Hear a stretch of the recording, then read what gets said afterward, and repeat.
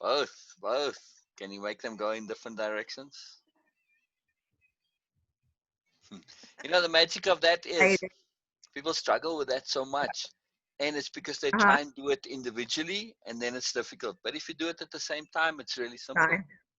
Too You gotta do it. funny. That's one thing, not as two different things. Hello, Sue. Hello. How you doing? I was just about to message you, Uh-huh. just to because the Remind. timing, time zones to just Mhm. as a reminder. But then so there you were. So Donna's on. She's just walking. Riley. She was actually on, but Okay. then the thing it closed itself for some reason. So Oh, anyway, yeah, okay. it does that sometimes. So Mm-hmm. Okay. yeah. Um, what was I going to tell you? Yeah, looks like things are moving along. Um, Erica has a Zoom session on Sunday with my friend Shelly about Portugal. So her and Joe are going to get on with Fantastic, Shelly and her husband. fantastic, And fantastic, Arnaud is fantastic. going to do WhatsApp with us on Monday. And I'm probably going to get on the call too, just to see, how everything goes and so forth. So, um, Excellent. yeah. Oh, that's good because I spoke to Erica Jane about this. Oh, did It's you? just oh yeah. I made a big emphasis on just how magical it all is, and basically what I said to you. Uh-huh. Um, yeah. Good. Yeah, no, they're very excited. And my friend from France, I knew he'd be extra special. Like he goes, this is a big change. Do they know not that they know what's ahead of them. If they did, they wouldn't be asking anything. But he's very honest and he thinks things through, like is telling them to think things through to the end. This is a big life change. We live differently, we work differently, we speak differently, and it's a huge change. So Erica wrote a beautiful response to him and saying, yes, we realize, but we're ready for this, and yeah, it's cool. It's very cool. Oh, Yeah. it's phenomenally cool. It's Yeah. phenomenally cool. I So, and I, really and I, hope it and I works I out. made the point to say to Eric Jane, I said, look, it's that whole point about different circles, different ways of being, just it's a new world that's opening up. Plus that you're a gift to whoever you get Oh, recommended to. oh, So yeah. I made that Cool. point. So it's a big point. It's a big point. Cool. Yeah. So Yeah. yeah, hopefully Kay's gonna come too. So that Very. Oh, excellent. yeah. She Woohoo! We'll said have she everybody said on she today. was going to. I just texted her now to remind because she tends to forget the Fridays for whatever reason. So Mm-hmm. yeah. So Very very cool. cool, very cool, Yeah. very cool, very cool. Good subject. Yes, Matters to. yes, You know. yes. Lots of fun stuff. Yeah, and it's just all coming together. So Where's um, Beena? Is she coming on? I don't know. So we'll see. I just texted her too. So we'll see. Oh, I We'll hope see. so. We'll see. Yeah. I hope so too. Yeah, absolutely. And then Joe and Uh, Erica come on at 1 o'clock. They have their time at correct, 1. correct. Good. I want to message Robin and tell her so. I ran into her uh, when I went Physically? down for my acupuncture appointment. She was coming out. I was going in. She was coming out, and she's just shaking her head, going, this is just what I needed. This is all the stuff in my life. I said, imagine you just didn't have the tools before. I said, and you're starting to learn them. I said, so that's very, very cool. So, Yeah, it's most cool. yeah.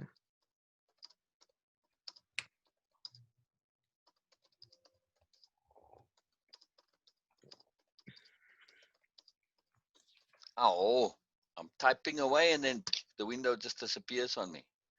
Uh-oh. Yeah, well, it just closes What? itself. It's just You mean like in an email? no. I'm typing the message, but I guess the window just closed. It's Oh, not for even open God's sake. anymore. Oh, boy. Yeah, yeah, yeah, Somebody's, yeah, it yeah. says, It's it's that's asking me to hey, admit her. I'm going to you admit can. her. I made you co-host. I'll make you all co-hosts so you can all admit in case I drop off. So yeah. So there you go. There's Beena. I admit her too. Brilliant. Hey, Erica Jane, how are you, hon? I'm good. How are you? Good. Looks like things are just rolling along with the international stuff for Yeah, you. absolutely. Yes. Sue was just asking, where's Beena? And there's Beena. All caps Beena today. All caps Beena. Hello, Beena. Hello, Beena. Brilliant, brilliant. Hello, Erica Jane. Hello, hello, hello. Morning. Yes, morning. Yes, morning. Oh, I get to say morning to Erica Jane. Oh, I like this. I like this, saying morning. Yeah. So, yeah, Brilliant, it's still morning here too. brilliant. So hopefully Kay is going to join as well. So my Excellent. Facebook is closed. Sue, if you can maybe message Robin and just tell her that, hey, magic going on, we can come. So that'd be great. Okay. I don't want to open my Facebook again because it tends to affect the meeting. So um, actually, I'm Did just gonna. you tell her about this or not at all? No, I haven't said anything to her about it. So that's why I wanted to text her now. I meant to earlier this morning, but we were chatting to Donna from, I don't know, before sunrise, and so I got caught up in that. Okay. So Donna should be back soon. She just left to walk Riley, so she'll be here any minute. So very cool. So we'll give Erica Jane time to finish her breakfast or lunch. I don't know. I'm close, almost done. No worries. I'm gonna just make some in a moment. So it's very exciting. Very exciting. Just we're having a good chat with Donna just about all sorts of magical stuff, including death. So yeah. I even messaged Mark, who self-proclaimed angel of death at one point in his life. Oh, wow. No, so just a different perspective. He was just in a series of relationships. I don't think I don't know how many, but serious relationships, and all of his partners died on him, and he Oh my basically, gosh. yeah, and he was there with them through the stages. It wasn't a short, quick thing. It's not like they just dropped dead. It was a slow thing. And so, and he said that he understands that part of it was him being there because nobody else would have taken care of them in those situations. And Mm-hmm. that was his role, his function. He understood that. So it's pretty cool. So yeah, it just I share it because different understanding and perspective on death. So very Mm-hmm. cool, very cool. So yeah. Mhm. So I would dearly love to get him, my friend Mark, on Zoom, but he's got some hang up with Zoom. It's like, I don't know, Zoom's gonna eat up his computer or something. I don't know. See? I think he's just a bit shy actually. But all right. So at some point, I'll keep trying. I'll be persistent. You never know. You never know. So it'd be cool, especially on the death topic that we're on now, or at least mourners transition. Uh, this is a topic we discussed a lot. So very cool. Very very cool. Beena, what you been up to? What you thinking? What you feeling? Hello, Beena. Hello, hello. Hello. How's Sue was Beena just doing? asking. That's just exactly what I was asking while you were there. I was just saying you were just asking, and as you asked, then Beena came. What did you ask, Sue? Oh yes, okay. I saw you. I saw Sue. I saw your wooden jewelry post. It is beautiful. Oh, did you like that? Oh yes, it is beautiful. It's really- Thanks, thanks. The one is actually the one on the top that looked like all those little teeth. Yes. That one is coconut chips. Mhm. Wow. That's Co- cool. Yeah. Wow. Yeah, yeah. And I put some painted wooden beads with it as well. But yeah, that was cool. Yeah, I Really. just made that one. And I saw that you mentioned that for Zoom meetings, and I love that. Someone said that these are really That's very beautiful cool. and appropriate. Oh, put up my iPad. Yes. Oh, sorry, I need to get appropriate for Yeah, Zoom my meetings. friend did that post that has the store. Ah, Yeah, There we she go. did the There we post, go. which is See, cool. I'm appropriate Yeah. for Zoom meetings now too. At least I hope Look at so. you all snazzied up. Appropriate for Zoom meetings. There you go. It's just awesome. matching your jewelry. It's fun. It's fun. It's fun. I enjoy dressing up a little bit for Zoom. It's very cool. Yes. So yeah, I like that. Yeah. Exotic materials made by an exotic material. So very cool. Yeah, you use the exotic materials because Ah, you are one, right, interesting. Sue? That's Brilliant. right. How about you, Erica That's right. Jane? How about you? I wish I could, but oh man, I'm aware of the small stuff.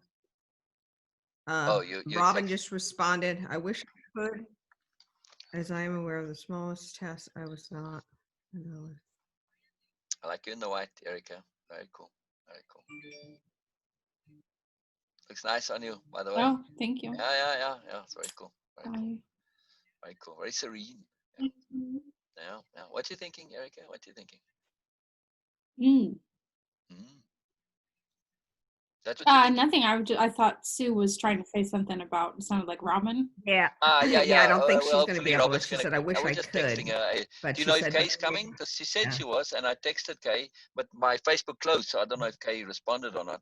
My Facebook just decided to abandon us, which is good because I was going to close it anyway, because it tends to affect the Zoom a bit, Facebook. So yeah. Mm-hmm. So do you know if Kay is coming? No, I don't know if Mom's coming or No, not. she said no. Okay. No. I mean, Can I you spoke hear? to Can you hear us? It sounds like our audio will be delayed for you. Yeah. I'm trying to get all my windows closed here. Okay. As soon as I do, then we should be a bit more stable. Erica Jane, as Yeah. far as the WhatsApp on Monday with Arnaud, what was I going to say? I've only received calls on it. I've never done any. If you want to try something with me, go right ahead. Okay. You know, or I can try it with you. Did you put it on your computer and your phone, or just your phone? I did both. We have a Good. WhatsApp expert in the house, by the way. Who? Beena. Oh, okay. Can you do multiple calls on WhatsApp? Like merge calls? Yes, it is possible. Yes, meeting calls on And WhatsApp. It group sounded call. like, based on Arnaud's email, it sounded like he was planning to call both of us. Okay. Excellent. And I assume the call. Yeah, because I said to him, could you please generate the call? Just, I mean, you have to kind of give that duty to somebody, Right. or everybody will sit there going, who's That's calling? exciting. You know? Beena, aren't you like keen to be in on this call as well? It's like, hey, call me into it. I'm just excited. Wow. Yeah, Right, Beena? It's like all exciting. It's like, man, I want to be there too. It is. Arnaud will give you the you know, right through to the end, because he's a thinker, you know, and you can hear in his messages already. There's a lot. There's a lot of changes, and are you ready? You know, God love him. That's why he's so dear to me. He just is good. really something special. Yeah. Good. Yeah. Good. Erica Jane, since yesterday morning, more or less, this time, have you spoken to Kay? You know, we just spoke last during a session, and so also. Yeah, I spoke with her last night. Okay, and she's good. Everything's nice. Yep. The curve is up. Okay, brilliant. Yep. Brilliant. All right. That's She's what I doing figured. well. That's what I figured, because, you know, I mean, she's been constantly in mind since then. So it's very cool. Very cool. Yep, she's doing great. And you know, all right. Very good. Very good. Good to hear. Good to hear. Good to hear. All right. Brilliant. Brilliant. So, recap. I'm just testing my own, you know, points that we are going to continue on that list of yours, of the profound conceptions that have been really transformative to you Mhm. in the context of wave impeccability and moreness and just your life in general. Yes. Right. And then, you know, we started with being good, choice, trust, love. That's where we're at, right? Right. And then we finished on saying they basically all connect together, right? Mhm. They're all interrelated. One leads to the other, and then they all are necessary to put together. Okay, Right. so to continue on that, Okay. point number 5. So for number 5, I had that. So I think originally I worded this differently, but my new kind of wrap up of this Good. was everything in life is contextual. And so this one is related to my thinking through of whether or not I believed that there was a universally applicable right and wrong. And so, you know, we had talked a bunch of times throughout the content about kind of correct versus right. Yes. And, you know, what do we think the difference between those two is? And for me, what we landed on was that there are certain concepts that are universally what I would call correct. I mean, the first thing that comes to mind always for me is like math. 1 + 1 = 2. That's sort of, Yes. that is a universally Yes. correct thing. Yes. But what's interesting to me is really all of the universally correct concepts that we adhere to are still, when you boil it down and you go, okay, but why? Okay, so 1 + 1 = 2. Why? Like, how can I boil this down any further? And eventually you reach a point where you're still coming back to a belief. Everything is based on top of a belief, right? Yes. And like with 1 + 1 = 2, there's a belief in there that the concept of 1 equals 1. We Yes. all have to be on the Yes. same page that, okay, Yes. this equals, 1 Yes. Yes. 1 pen or whatever. We have to Yes. understand Yes. There has to be and all consensus adhere to of the some kind. same, right, to the same beliefs at that level. So there are, I think, universally, for me, universally correct concepts, but the idea of a universal right and wrong, and what's right for me is going to be universally applicable to what's right for everyone else. I kind of came to the conclusion that for me, that doesn't apply. And I don't really believe that there is universal right and wrong. Yes. That in every single situation, regardless, this is always going to be the right thing to do. The only real one that we boiled down to, and I think reached a consensus on a universal right, was being appropriate. Yes. But Yes. outside of that, for But me, that's a this variable. content, Appropriateness is a variable. Yeah. right. Sorry. So for me, this sort of fluidity of universal right and wrong Yeah. changed a lot of different conceptions for me in terms of myself, my expectations for myself, what's appropriate for me, what's appropriate for other people.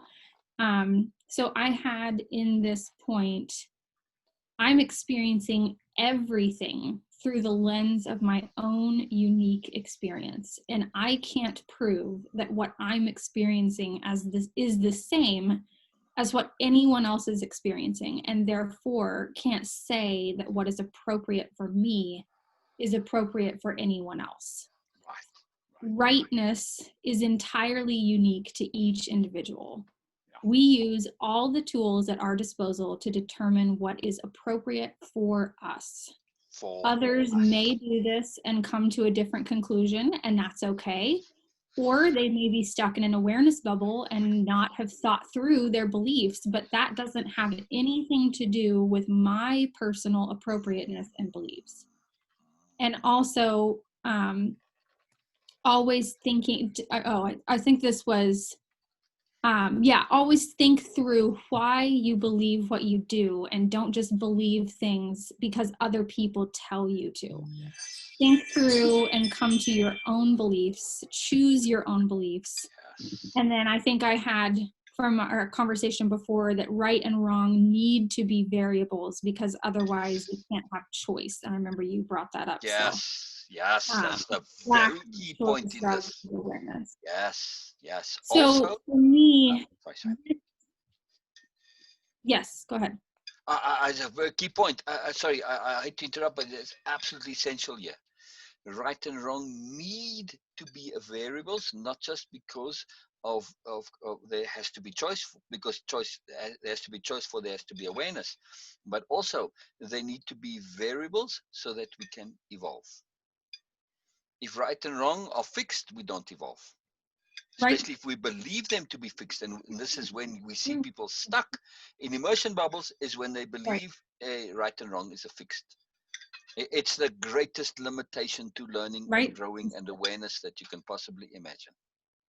It's a horrible business. Okay, sorry. And I think going back to my second point about choice, that when I came to the realization that choice is a moment-to-moment doing, and it's absolutely appropriate to choose again, make another evaluation whenever the inputs have changed, one of those inputs is what's right, what's appropriate. Exactly. That it's not always, a black and white defined thing. So if what I think is right has changed in the situation, then I can make a different choice. Exactly. So yeah, that was a big And one. that's the magic of it. Yes, this right and wrong when connected to choice. It's huge because now we are moment to moment redefining what is right and wrong as appropriate. Now, it may be a reconfirmation of what was previously right, but it doesn't matter. We are moment to moment choosing what's right and what's wrong. Yeah. Right, absolutely. And I don't know if you saw, but Donna has joined, and I didn't get to stop and say Brilliant, hi. So, brilliant. hi, Donna. Thank you. I did not see. Hi, Hello, Donna. Donna. Hello, How are Donna. you? Hello. Got out of the shower. Donna, so And then good what to see you. happens is perhaps maybe right and wrong dissipates altogether. There you go. Exactly. Exactly. So you caught the start of the scissors point number 5. The first 4 were to recap goodness, the acceptance of goodness, it being just a default, and we move on from there. And I'm paraphrasing because I like to check my own paraphrasing. The second point was choice, the magic of choice, the absolute necessity of choice, all of the magic with choice. Then was trust, then was love, and now we come to the fluidity of right and wrong and how it's now connecting back to choice and how this is a variable and needs to be a variable and how we can transcend it. So yes, Right. I don't know if you're making heart signs there, Donna, but I'll Circle. join I in. think It was a circle. Okay. It all It's is just, connected. well, a heart is just a circle with a little bit of bumps in it, so that's that's true. I a like bit of a that. lumpy Yeah. circle. So okay, I like it. brilliant. Yeah. This whole concept of right and wrong being, I like that phrasing, that right and wrong is fluid. Yes. That is absolutely a fractal conception for me, because when we started talking about, question your beliefs, ask based on what, think through what you believe, and really sort of come to an understanding with yourself and come to a self-proof with yourself that what you believe is really what you believe. So, asking yourself, based on what? Why do I believe? Okay, so I believe XYZ. Why? What has been my process of reaching this conclusion? Is it simply based on someone else has told me my entire life that this is true? Or have I been able to think this through and prove to myself that this is the appropriate choice for me to believe in this context? And that process was really what led me to this conclusion for myself that right and wrong is fluid and highly unique to each individual. There's lots of variables that go into that, and so believing that something is right or wrong because even the entire rest of the world is telling you it's right or wrong, that's not enough, right? Never. That can be an input in your decision. Certainly it's something you can consider, but for me, that can't be the only reason that I believe something anymore. I think it was, certainly. I mean, looking at just how many beliefs we hold and how many of them are with us just because they always have been. Well, this is just how I grew up. This is what everybody told me. You've never stopped and really asked yourself, okay, but do I actually believe this? Is this really something that applies to me? It's amazing how many of those things I found once I started allowing the possibility of, wow, well, maybe what everyone else thinks is right isn't really what's right for me. Maybe it's right for them, but not for me. That opened up this whole different box of things and experiences and thoughts, and I think really for me segued very much into um, trying to evaluate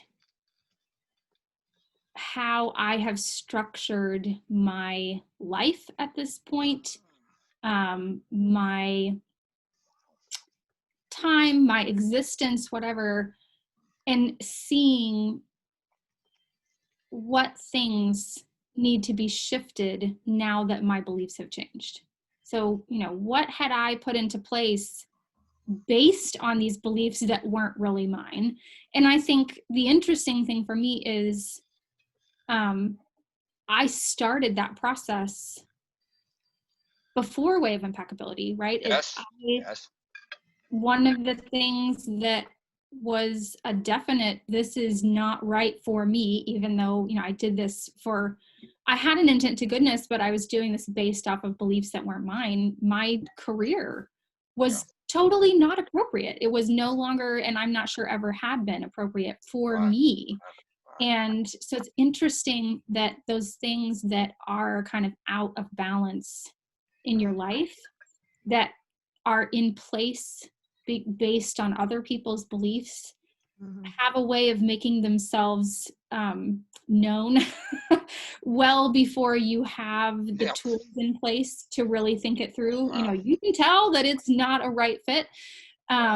So I think that's been an interesting process of kind of going, okay, I've already had some attunement things happening. So how can I combine that with my new thought process and choices, and identify things that I'm spending my time on, that I'm investing in, that I'm whatever, that are not necessarily what really resonates with me.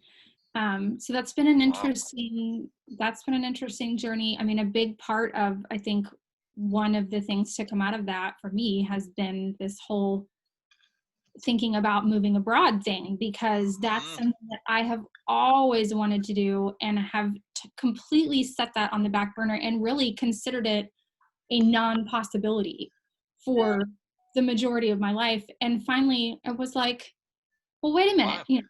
If there is no universal right and wrong for me, and I'm now reevaluating, what's right for me is what I choose. When I'm choosing impeccably and I'm trusting my own intent to goodness, what's right for me is what I choose. I'm trusting that I'm choosing what's right based on my intent to goodness, based on my impeccability. So whatever I choose is right, and I can trust that. And so now that I've taken this stamp off of this is always right and this is always wrong for everyone universally, what are the possibilities for me now? So that has been a huge shift in thinking. And I think, in many ways it has been really freeing for me in terms of what I feel is right and good and okay for me to be doing with my time, with my life, with myself.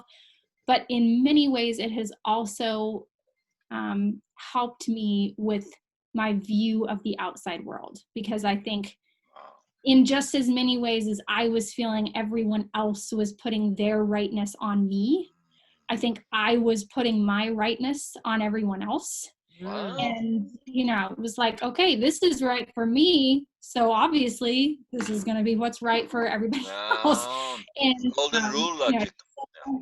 Right. It's so hard. When you are someone who has an intent to goodness and you know that about yourself, it's hard if you're holding on to that universal right and wrong concept.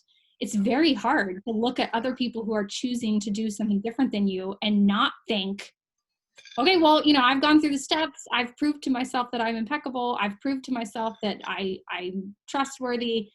And I've come to this conclusion, and this person is acting this other way.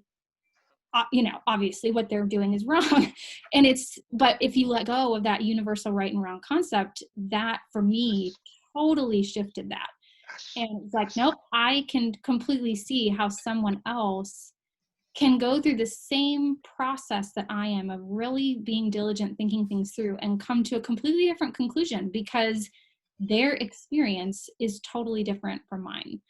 And if they haven't gone through that process and they're in an awareness bubble, it's because they're adhering to the universal right and wrong concept, right? They have been told by someone else in their life, this is right, this is right, this is right. And so they're spouting something that they haven't even thought through, because to them, that is how they are being good. They have been told their entire life that they should believe XYZ, and to question that is bad. Yep. So adhering to this belief and never questioning it is in their mind how they are being good. Yeah. That's their intent to goodness, right? That's in their mind, how they are being a good person. And that's their own journey, right? That's a journey they have to come to on their own. It doesn't matter how many times I sit there and tell them that they're wrong or that I'm right. That's not going to accomplish anything. And I think, I just kind of kept coming back to everything I experience is through my own lens. Yes. And I have no way to prove that anyone else is having the exact same experience as me. Therefore, I can't prove unequivocally ever that what's right for me is right for them. Even if they say this is right for me, that's their thing, right? It doesn't really have anything to do with me. I mean, so it was like, oh, okay. I mean, it just was a major, I think, inward turning moment. Okay, if I can't prove that anything in my experience that's right for me is right for anyone else, then that kind of naturally directs the focus inward. And okay, I can make sure that I'm doing what's right for me. That's the one thing, it's the one thing that I can prove. That's something I can do, is doing what's right for me and trusting. Now, if I've gone through my entire process, if I've thought things through, if I've been diligent, if I've been a life detective, if I've considered all the options and made an impeccable, made an impeccable choice, and now I'm trusting that choice was right and good, then that is what I can do, right? That's the best use of my time and energy. And I think I was saying this the other day that that my initial, I think it was kind of like my big intent or whatever for the Way of Impeccability when I first went through it, was to make the world a better place. And that has kind of always been, for me, what I would consider sort of my life purpose, was to make the world a better place. I want to help. I want to make a positive difference. And when this thought shift happened for me about right and wrong, it was kind of like, oh, I mean, I remember, thinking through and like going, oh, okay, well, if that's true, then what about this? And what about this? And then it just kind of, it was like all of the little pieces fell into place. And I was like, oh, so if this is true and what's right for me is right uniquely for me, and I don't really have any idea what's really right and good and appropriate for anyone else because I don't have their same experience, then if I try to go out into the world and make it a better place, from my perspective, there's always going to be someone, and probably a lot of people, for whom what was right for me is not right for them. So making the world a better place is really about making the appropriate choices for me. Yes. It's switching from this world view to the inner view of, okay, the best use of my time and energy in this circumstance is to do what's right and appropriate and good for me. And doing that and following that process will make the world a better place. But Yes. going out into the world and expecting, okay, Yes. I'm going to make all these changes and all these changes because this is what's right for me, and there we go, everything's perfect now, is not really helping. It's not really what's going to be right for everyone else. That decision is up to everyone else. So I have to focus on what I know is right, and that is totally unique to me. Yes. Yes. Yeah, What a that old liberation. expression. Yeah. Sorry, I was going to say, what a liberation, right? Mm-hmm. Yeah. Erica Jane? I mean, And that's that old massively expression. liberating. Say again, Sue? And I said that old expression about, walking a mile in someone else's shoes. Is that Right. really real? How can you know? Exactly. How can Exactly. you know what someone You else get a wants? clue, maybe. But Absolutely. Yeah, you might Yeah. get an inkling, but it could Yeah. never be what Right. they truly need for themselves. So that's where I think celebrating the differences comes in. Yes. And one other powerful concept, just to wrap this all up, that as Biala loves to say, to get to that magical plane of sharing. But first, we need to just share. Yeah. So that's the key here. Mhm. In terms of, yes, I'm focused on me doing what's right for me. All I can really do is share my journey. And if it makes a difference, that's a bonus. If somebody gets value, it's a bonus. If not, so be it. But we do know that putting out that information is valuable, because this is how we've come to be who we are, because we have partaken of shared information, right? When it was told Right. and pushed at us, it was counterproductive. When it was shared and we came at it freely, with choice, with openness, that's when we got magic out of it. So the encapsulation for me of this whole point, it's about sharing, sharing, sharing, sharing, right? The end result of it, that we Mm-hmm. do a world and a space where we are impeccable, we make our choices, we do, and then we share. And there's a joy in sharing, because through that sharing we get collaboration, and we get the 1 + 1 = more of it all. And so we get into a whole other space, but it starts with us. That's the first. We have to first take care of us before everything else can happen. Yeah. Everybody Right. frozen? Everybody just Hi, quiet? Kay. Yeah, I'm Hello, on. Kay. Hello, Kay. Oh, I'm Because so they'll have pleased you their could robes join us. on. That's Yeah. Thank you. Fabulous, fabulous, Sorry, fabulous. I I'm didn't even, so I pleased you could join. totally forgot and got No in the problem. shower. And Oh, then when I fantastic, saw your fantastic. We just glad you're here. message, I was like, okay, Yeah. here I am. Here No I am. problem, no problem. As long as you join, that's key. That's cool. I That's cool. In noticed the that my shower, out daughter of the has on shower, her we white don't care. robe as well. Not a problem. What? I noticed that my daughter has on her white robe as Yes. well. Yes, yes. It's quite Uh, beautiful. It's quite beautiful. Both of you, I brilliant. have worn Are you white feeling, ever Kay? since that, I'm not wearing that. So I'm feeling really well. Yes. And interestingly, you guys were like setting an intent for me, and it's so interesting because I could seriously feel it, and it was like Yes. my energy, which is interesting, energy, that my Yes. energy just kind of came back. It was, and not only physical energy, but like I've had this no motivation, just sit on the sofa thing, where I don't want to do anything, Oh, which has been really weird, and that's gone. yes. So Yes, thanks, awesome, yes, good yes, job. yes, yes. Just for Sue's benefit, I think she's the only one who's not aware. Kay tested positive for COVID yesterday. And before we go any further, it's really, really huge. But Ah, I want to get back to Erica Jane. In the way, what's huge is the way it is dealt with and Yeah. responded.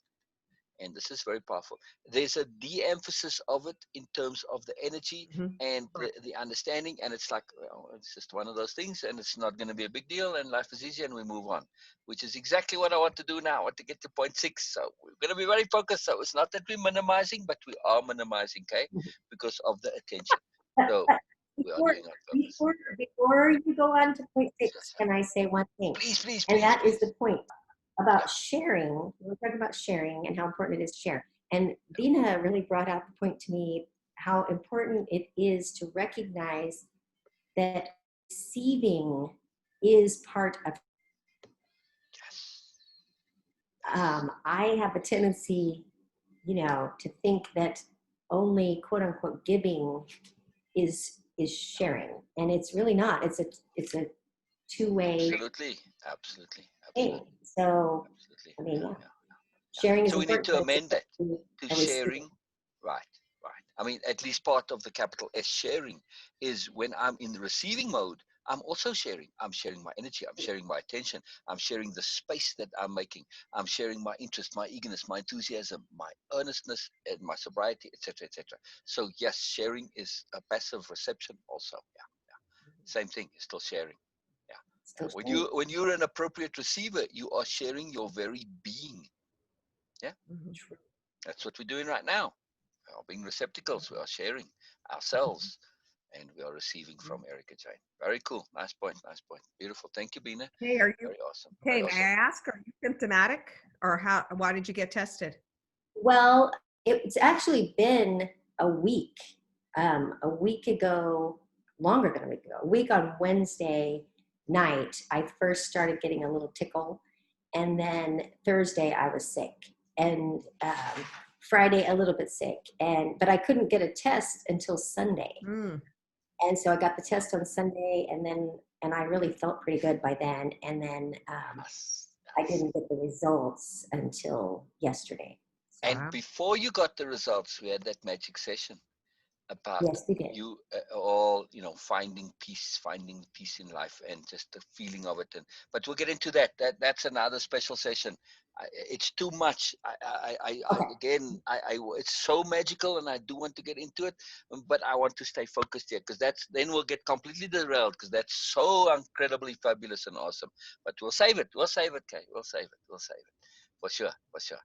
All right, so Beena, anything to share on point 5 here before we move on to point We're 6? almost Donna too? Beena?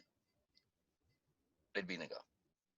No, Something while we that wait for came up about beliefs. Oh, I'm no, sorry. his audio is behind, so you're Yeah, good. yeah. There's a lot of lag today, so extra lag for Beena. So we'll give Beena some space. Sorry, Donna, we'll just pause you because Beena, say again. Sorry is needed. I was just saying that. Please share, Donna. I'm listening. I want to listen. Yes. Beena, you're so blessed. The thing that came up was in beliefs, in what Erica Jane was saying. For me, at one point, I believed that I should have no beliefs. Wow. And that's just a point I wanted to share, and that didn't serve me well. Man, I want to hear about that. That sounds. Being the overbending extremist right. that I can tend to be. Yeah. So I came to this point of something that came up in a conversation, and some of the people that are here today sharing were in it.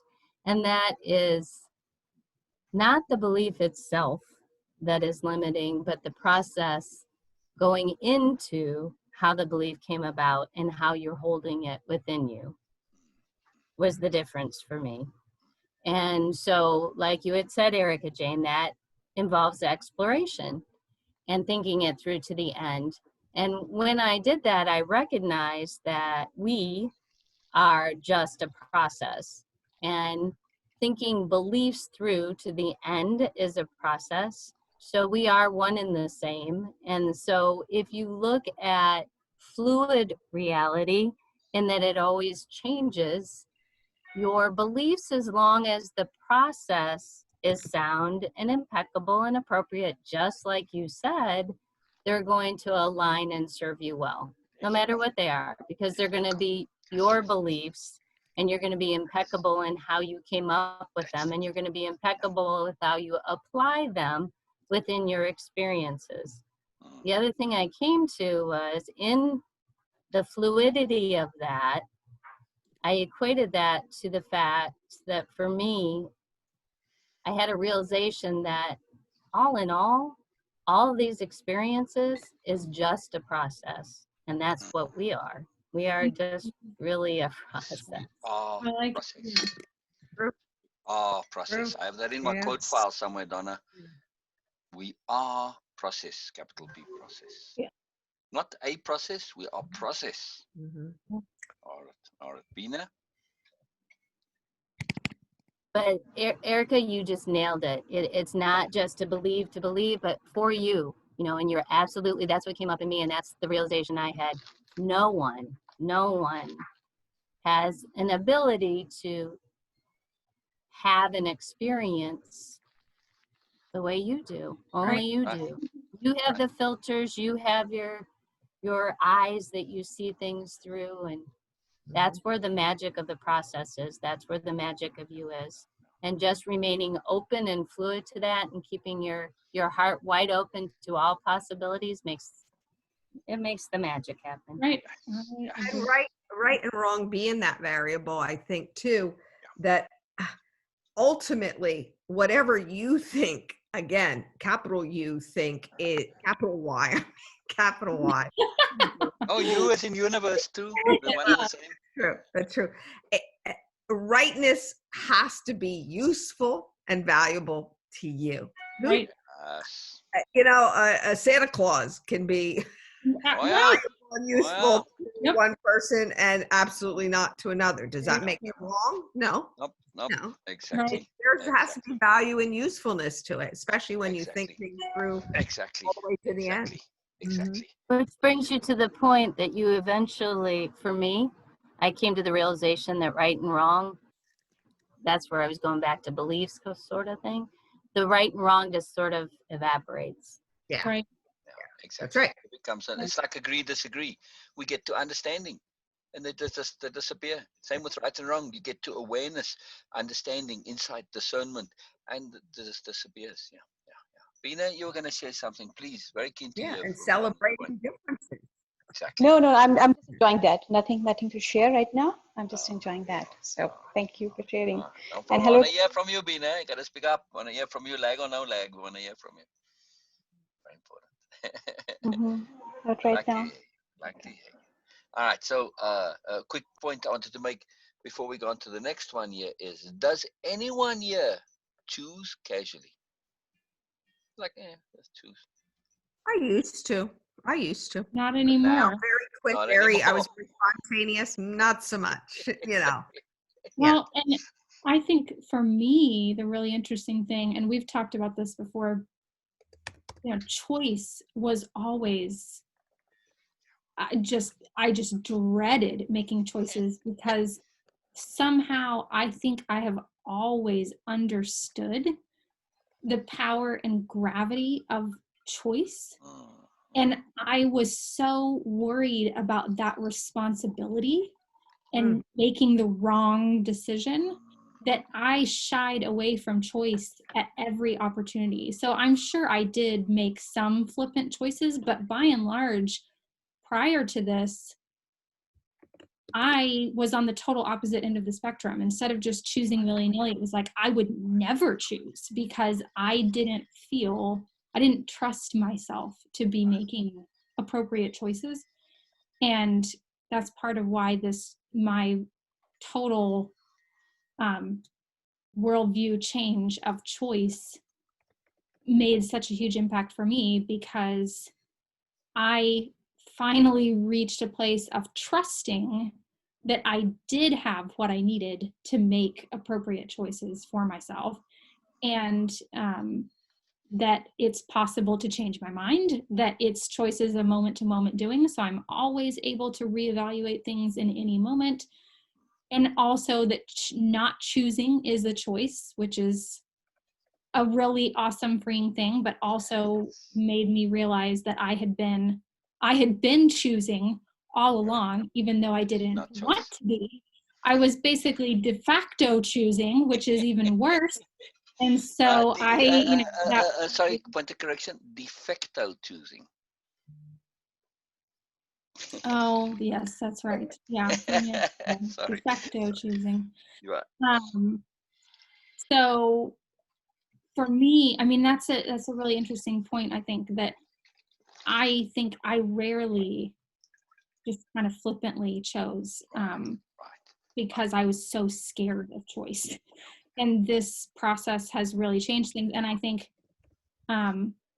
that total re-engineering for me of choice, and then adding on top of that, oh, right and wrong, my whole view of right and wrong have changed. Now if I'm making a choice, previously I was running it through this filter of the beliefs of other people. So I would come to a choice and then go, oh, well, the thing I really want to choose, other people are telling me isn't right. And so taking that off and kind of the final step being trust. And okay, I've made this choice, and now I'm trusting not only that this is the right choice, that that the universe is going to enable this because I've chosen impeccably, but I can trust that I made the right choice for me because I'm trusting my intent to goodness, because I'm trusting my impeccability, I'm trusting that I can figure things out, I'm trusting my process. That has been huge. And your process is not a casual one. That's why I've Right. asked that question.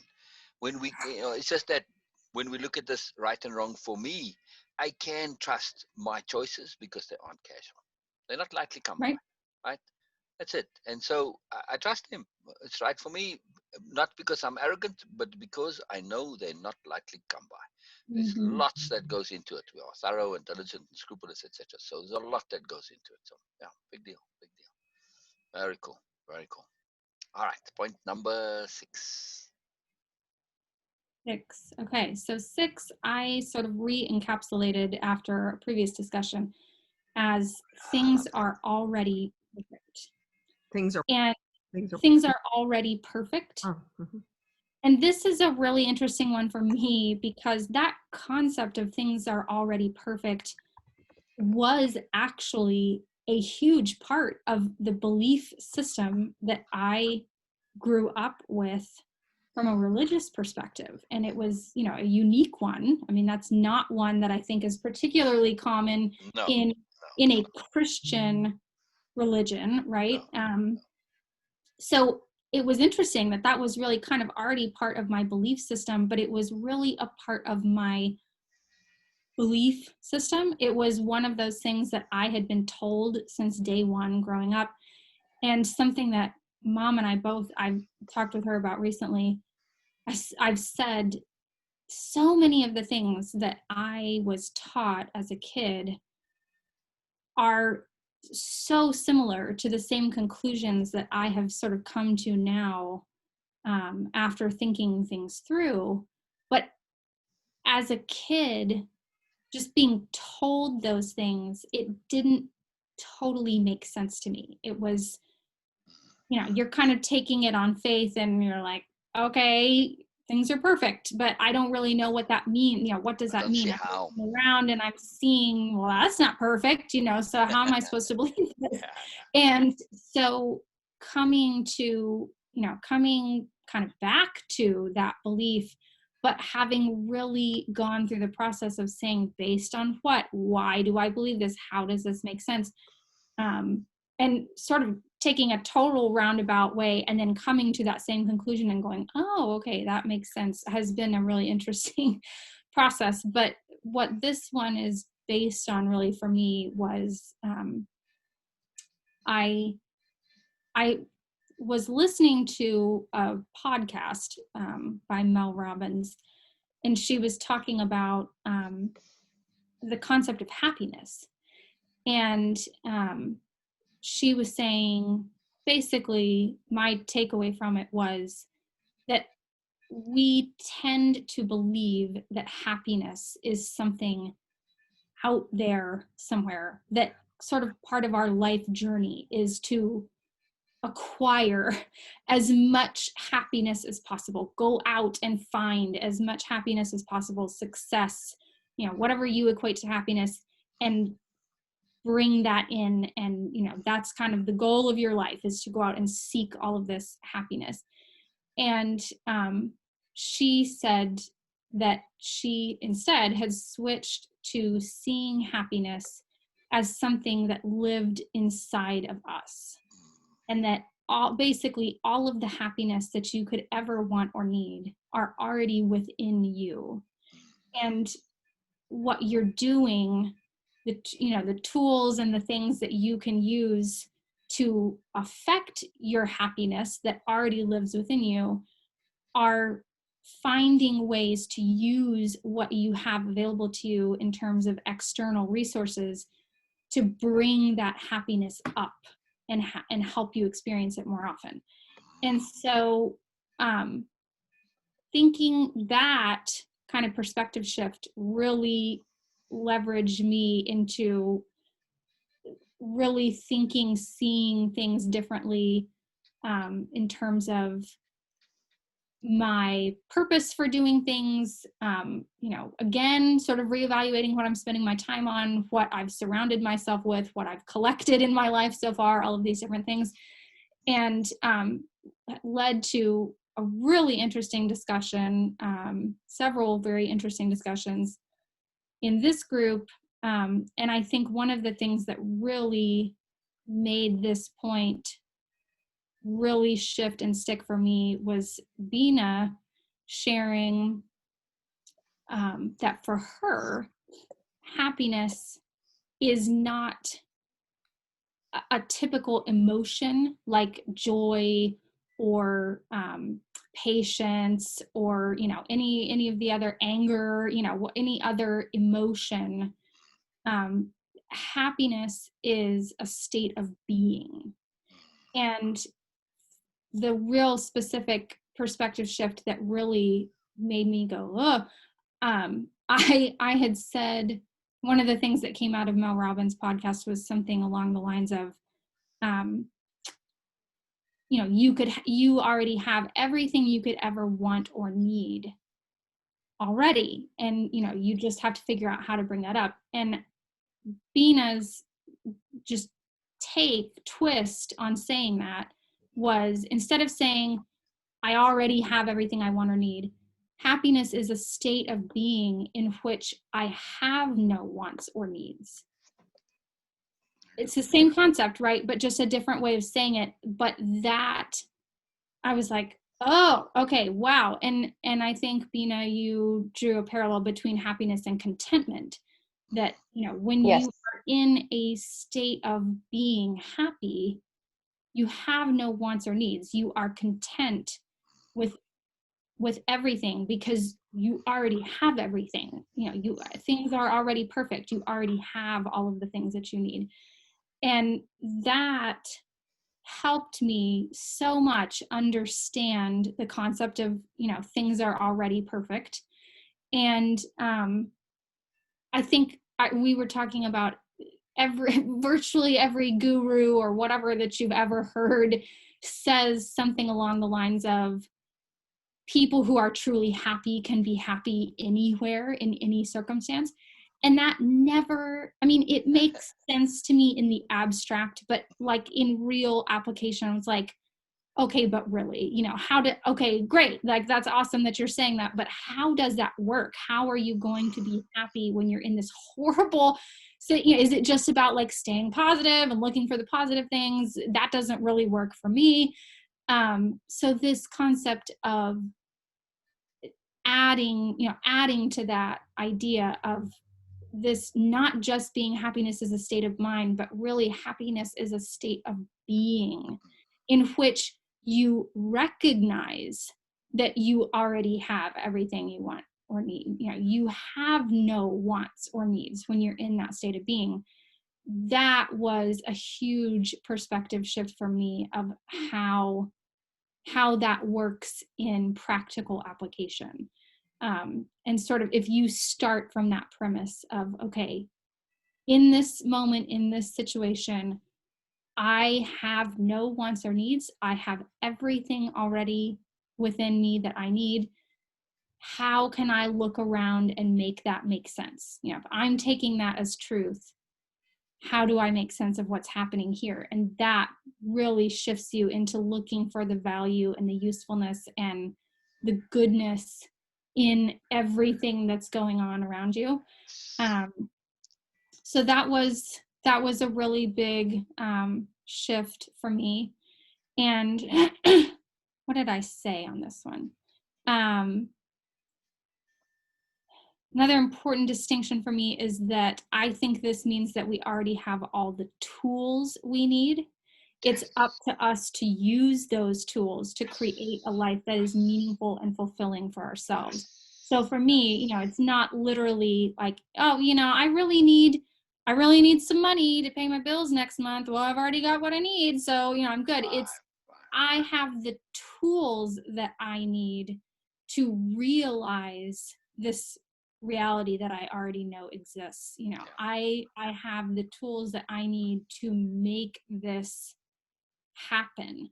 So that was another, I think that was another really big shift for me of, you know, again, going back to the whole moving abroad situation.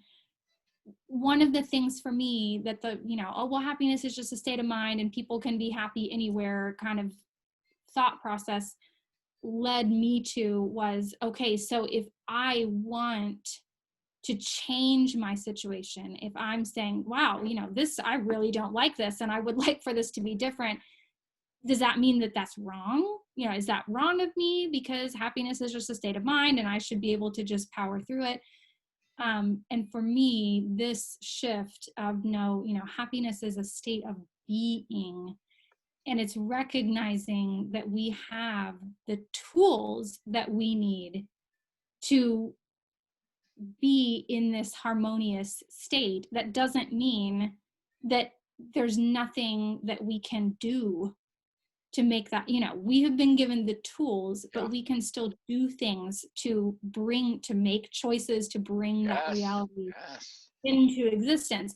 So, you know, for me, a big part of that is if I already have everything I want and need in terms of tools, if happiness is a state of being within me that is already here, that I already exist in, that I already possess, how do I, you know, again, kind of looking at your life and going, okay, what have I done? What do I have in my life right now? What's the circumstances of my life right now that are out of balance with that view? And what can I do to correct that?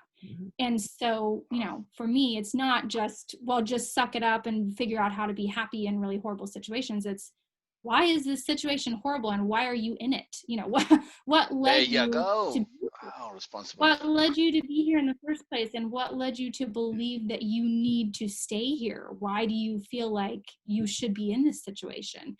If you already have everything you need to be happy, then go, you know, do what you need to do, bring things into balance.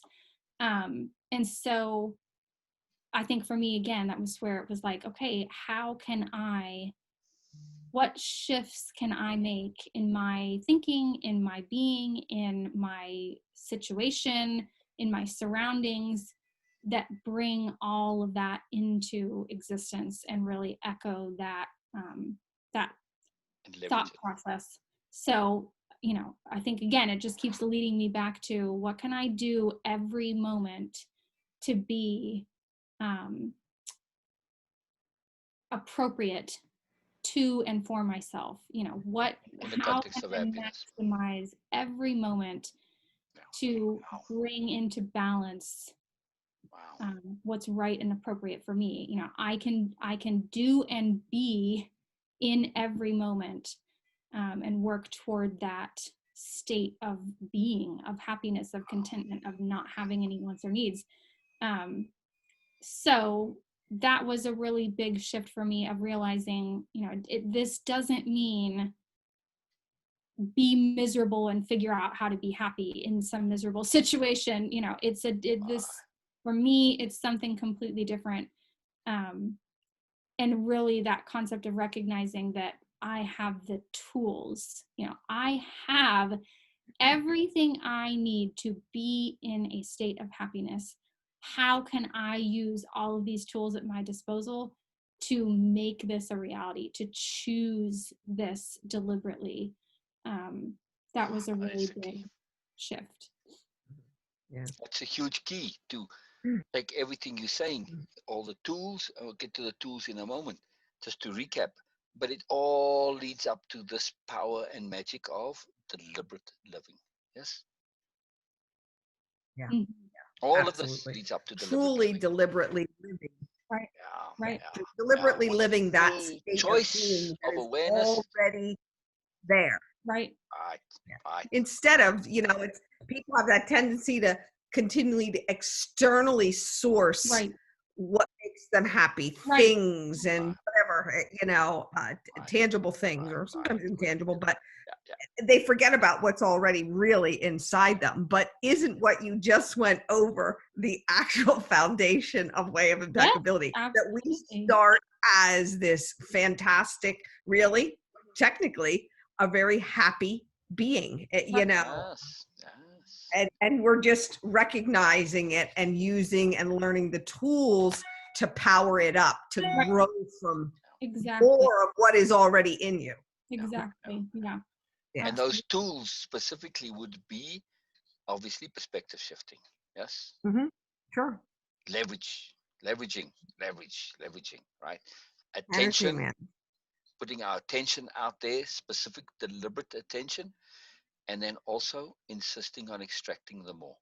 Because that's, to me, Mhm. what you were talking about, right? Insisting on extracting the more. Yes? Absolutely. And deliberate living. I An mean, energy the man. tools for deliberately living. Right, right. Yeah. I mean, the rest already we've covered in the choice and the trust and that. But yes, this is the most best use of your energy. Correct. Yeah, yeah, yeah. Yeah. I mean, Very cool if point. you're Yeah. doing it elsewhere, it's a very poor usage of your energy to be chasing happiness outside of you when it's actually inside of you. Very wasteful. Right. Yeah. And that is the common response, reaction to everybody. It's searching. Let's go get something else because you're broken, Right. Yeah. because you need to fix something. I'm just No, chuckling at the little voice of experience talking there, but yeah, we've all it's done that. there. It's already there. Yes, yes. Oh, It's we also, have. We have. the shift for you personally also in this, going from the same shift, it's magical. It's really, really, really awesome. Mhm. And to now we can get a chance, okay, to bring in your most cool Well, feeling before of before peace that, in because life. I think that what Erica just shared, which I don't remember if we have actually talked about that or if I just didn't hear it. I don't know. But that's really huge. I mean, that Oh, is yes, huge for me. yes, It yes. really helps me understand. Obviously, I come from the same, uh, Right. Yeah. and have always had the same questions and the same, really lack of understanding of what that Right. means. Everything's perfect. I have everything I need. Right. Right. And that's really huge, because I think the Yes. tendency is to sit there and think to yourself. I mean, you're sort of like trying to convince yourself that I already have everything I need and I'm good and whatever. And when you were talking, and I love the tools concept, but I also, maybe because, in the last week, I have had this weird experience of not having a very good appetite, or not, really wanting whatever. And so, and I'm sitting here in the kitchen. So it was occurring to me that another way to look at it is like, I'm hungry. Right. Um, I have all the ingredients that I need to make, whatever, pancakes, or, I mean, I don't know where they, but whatever. Okay. I have in my pantry, I have flour, sugar, salt, whatever. But to sit here and say to myself, well, I already have all the ingredients, I'm good. Yeah. Right, right, Right. right. And um, somehow expecting the it is ingredients to bake themselves. Yeah. Oh, right. goes together here, on a plate in front of me. And that's a really big thing. I mean, Yeah. it is true. I do have everything I need to Right. solve my problem. Right. But I still have a responsibility, and Exactly. that kind of goes along with your idea about trust. So I was just about to say, yes, that's what I was just about to say. Yeah, exactly. And that's, I think for me, you know, it's so interesting because everything always goes back to trust. You know, Yes, yes. but yeah, that was such a huge, I mean, I remember that being a totally mind-blowing thing for me with the trust conversation, in recognizing that my sort of previous view of trust was all of the responsibility is on the person or thing or whatever that I'm trusting. You know, Right. I'm just trusting, and you have to do everything to make this happen. Exactly. And so recognizing that it was like, no, you know, no, trust is a handshake, and it is mutual commitment to a shared intent. I have just as much responsibility to seeing this Yes. through as the party that I'm trusting. So Yes. exactly. I mean, I think that's so true with this, you know, that foundation is a huge part of what makes this point about happiness make sense to me. That it's saying, and I mean, Sue, to your point, kind of the foundation of Wave Impeccability is we are moreness. We already possess moreness. You don't need to be fixed. You already have everything that makes you complete and whole right now. But that doesn't mean that you just go, oh, okay, well, all right, God, universe, bring me everything I've ever wanted. You know, what are we doing here? It's, I already have the tools that I need to make the choices that are appropriate for me, to trust those choices, to to do appropriately with an intent to goodness. It doesn't just mean I sit here and spend my whole life going, okay, I've already got what I need, so you know, I'm thirsty. That make me not thirsty anymore.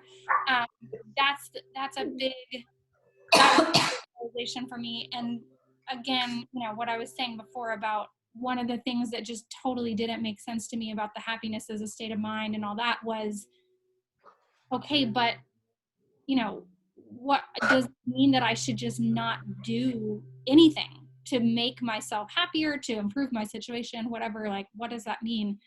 And for me,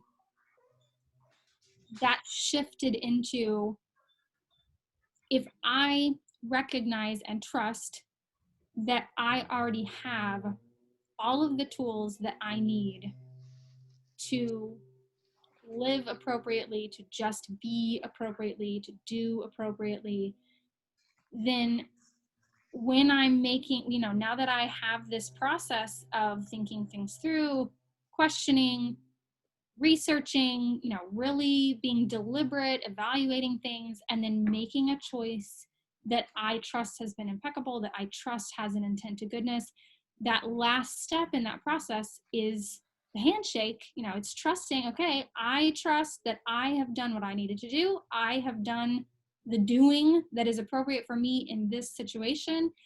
And so now I'm shaking hands with the universe. You know, I'm trusting that I trust that this is part of an intent to goodness for me, this choice that I've made. I'm trusting that you are mutually committed to that same intent to goodness. And so whatever needs to transpire here will transpire. And so you know, a big part of the output, the application, the doing of the happiness as a state of being is bringing your life, your existence, your experiences into balance with what feels and is right and appropriate for you. Because if you've come to that, you know, you're basically making a whole bunch of impeccable choices. You know, okay, well, what do I choose to do with myself today? I'm going to do this and this and this.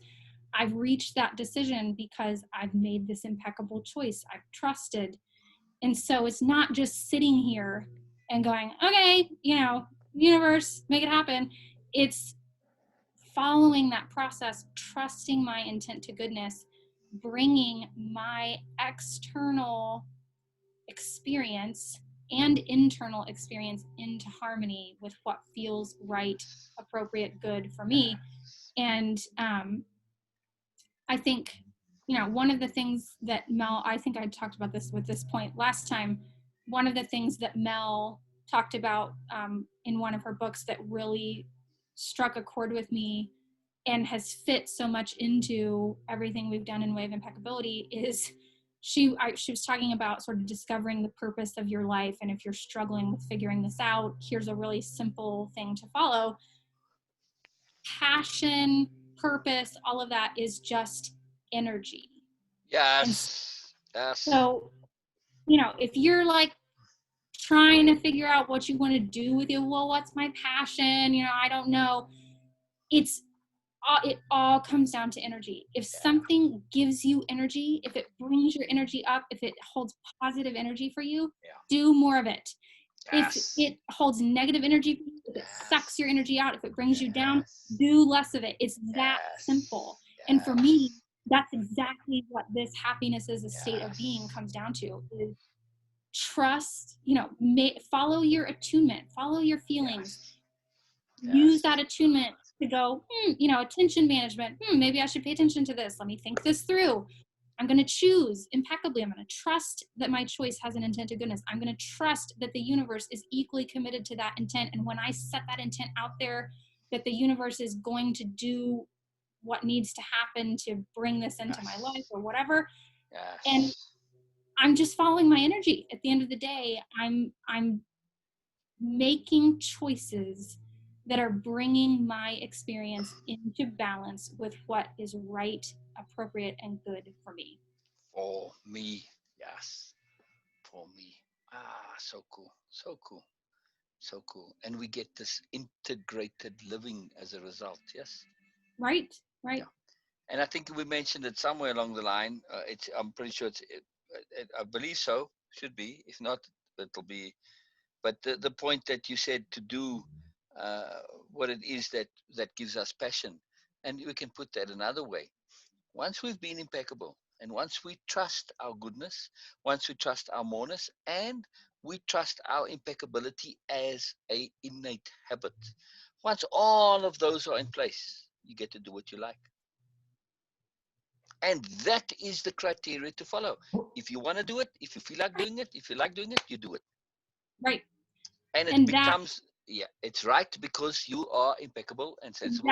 Exactly. That's the big thing for me is, to me, that's why every single one of these things in this list for me is necessary. It's a necessary concept in order to reach this end conclusion. I have to know first and foremost that I am good and that I have an intent to goodness. If that's in place, then I have to know what I know about choice. And I have to know that I'm capable and I can trust myself to make a good choice. I have to have that trust. I have to have all these things in place. And once all of these things are in place, I can trust that whatever choice I have made at the end of this process about what is right and good for me in the moment is what's right and good. And as long as that resonates with me, as long as that feels in balance with me, that to me is the magic of the whole concept of the universe sort of conspiring to make things happen for you. When you are attuned appropriately, it's because it's easy. When you make a choice, it's the easy energy management, right? When you are making choices impeccably, when you're trusting your attunement, when you're trusting yourself, when you're trusting your own intent to goodness, when you're trusting the universe's intent to goodness, and you reach this choice that you go, yes, I trust this. I trust this is the right thing. This is what is right for me. Cool. It's so much easier than going, well, life is easy. Life is easy. Life is easy. And following other people's beliefs is just the easiest process. It's the simplest process. It's the most efficient process. And when you're following that choice and when you're saying, okay, I've come to this conclusion. This is what's right for me. I trust this. Life is easy. Then, of course, things are going to shift. Of course, that reality is going to come about easily with friction. Look at the moving abroad situation right now, how this information, the universe is lining up with you, me, or no, Shelly, my niece. Right. And Right. it's simplistic. I mean, it's just imagine when the difficulties come in, you have to say to yourself, wow, am I really Yeah. supposed to be doing this? Right. This it seems right now it's all falling into place, and that's for your learning, for your education, so that you can make a better decision and see this thing through to the end. But so far it appears, or I hear, Right. that it's all lining up. It's all lining up for you. Life is easy. Life is easy. Living can be hard sometimes, but life itself, very easy. Mhm. And the magic is, I love the philosophy of opposite of it. And that, we grow up and we want to do what we want, and you see it on the internet, like, what's your greatest passion or whatever I just want to do what I want. I just want to do what I want. You can get to do what you want, but first you need to be impeccable, right? That's the key here. You get to do Exactly. what you Yep. want, but first you have to Absolutely. be impeccable. Yeah, yeah, yeah. You absolutely do Right. get to do what you want. And that First, to you got to me, be impeccable. right. That Right. to me has been, and this kind of segues into my last point is it all makes sense. That Yes. all of this has culminated in me truly Yes. being able to make sense of Yes. Yes. Yes. everything that's happening, good, bad, Yes. otherwise. Yes. It all makes sense. And part of that for me, this whole thought process that I've been on this week of death and making sense of death and coming to a place of peace with death and all of that, for me, it makes total sense if everything, if if in the sort of divine realm, if you want to call it that, sort of real self, in the reality and existence of my real self, if everything is perfect, good, harmonious, in balance, if everything is perfect right now, I need to go through a process where I am given all of the tools that I need to come to the choice of goodness, impeccability, understanding, awareness on my own before I can fully experience that reality. If I experience the reality of everything being perfect without having understood all of these concepts that we've gone into, power, choice, all of these different things, is that experience the same for me as it would be, if I had instead just been there? If I just existed in this perfect reality, would I really understand? Would it be perfect for me, if I didn't really understand it? Yeah. And If you grew up the an really angel, in other words. interesting thing for me is, going back to this thing that Mom and I were talking about with, both of us grew up being taught everything is perfect, everything is harmonious, but it didn't make sense for us until we had all of these tools in place and were able to really truly reach that decision, come to that conclusion for us. Yes. If you want to believe that, we've been existing in that perfection this entire time, but it sure didn't feel like it. So we have to go through this process of experiencing the unpleasantness, of experiencing all of these different things, so that we come to really truly understand and be aware of just how perfect things already are. Yes. It's not the same if we don't come to that understanding first. Very cool. Very cool. Very Hi, cool. Hello, Robin. Robin. I'm so pleased you can join. Brilliant. Brilliant. Brilliant. Brilliant. Brilliant. Erica Jane is going through.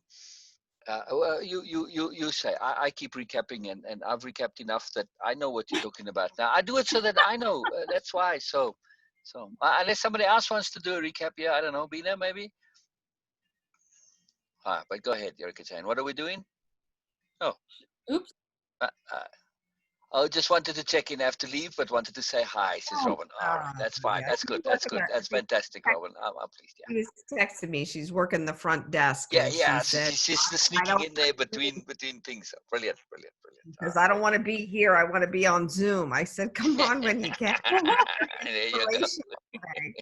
Yeah, So, yeah, yeah. yeah. Brilliant, brilliant. All right. So So I'm just loving how this is all integrating. The make sense is very key. It's the big picture right, that wraps it right, all together. Yes. right. Capital And M, I think capital S, that makes for sense. me, all of these different things have culminated in that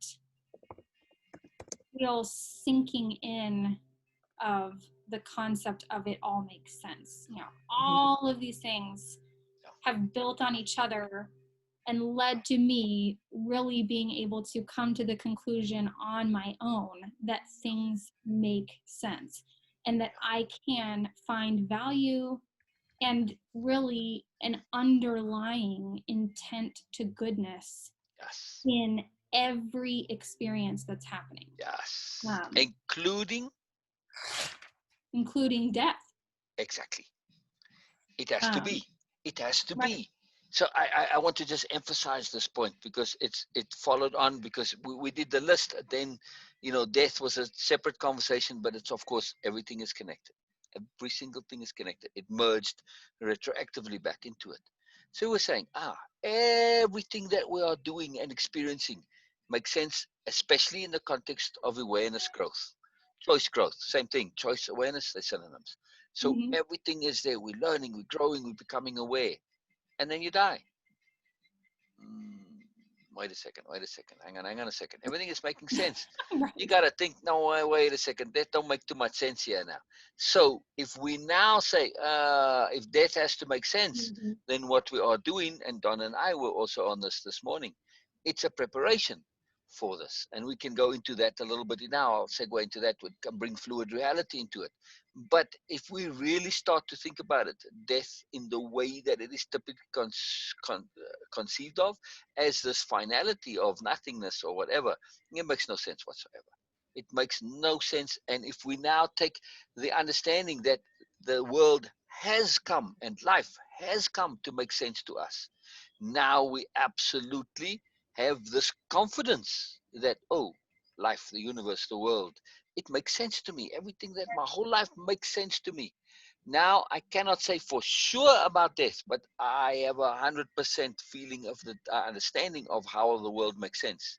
Therefore, Right. it makes the probability of death in its typical conception as being completely wrong. Yes, this is a 99.9% probability of it not making. I can't say for sure, but I have a high probability expectation that it too is a mistaken notion, like pretty much everything else. Like, for instance, life not being perfect. Yes, it is. Right. We have to find the appropriate context. Death is not a And finality. Yes, it isn't in the appropriate context. It's a shift, like Donna and I were saying. Yes, right, Donna, if I'm paraphrasing appropriately, at least my understanding was that we can think of death as an appropriate dying of your nonsense, of your idiocy, of your foolishness, of your unawareness, of your unimpeccability. This, yes, that that we want to have death on. But the actual act of the physicality, this is a whole different logic. And it has to make sense in some way and not to be this finality. So it makes sense that we have to prepare ourselves for whatever it is. Yeah. and I And, think oh, one of the big things for me that was such a profound concept with death, in my way of thinking of it, was that even in our false view of death as a finality, that delusion, that view of death is necessary yes, it's even perfect. for a time, right? It is Yes, necessary yes, for us to believe that death is a finality for a time yes, because it leverages us, it applies an appropriate pressure. If we didn't think that there was an ending point, would we ever really yes, feel motivated to learn, to yes, grow, to change, to yes, make choices? yes. You have to have sort of Yes. sense of, oh gosh, there's an end coming, Yeah. because it leverages you into action, and it leverages you into responsible action and Yes. acting appropriately. And then when you come to this understanding of, wow, my view of death as this finality really doesn't make sense, Yeah. then you reach a point where that delusion of death is no longer necessary for you to continue with your momentum, but it was absolutely necessary and appropriate for a time. Yes. And exactly why Adam and Eve had to be kicked out of the Garden of Eden. So they wouldn't eat of the tree of life. They weren't ready yet. Right. They'd eaten too soon, they would have just become irresponsible. They wouldn't have learned. So they needed that.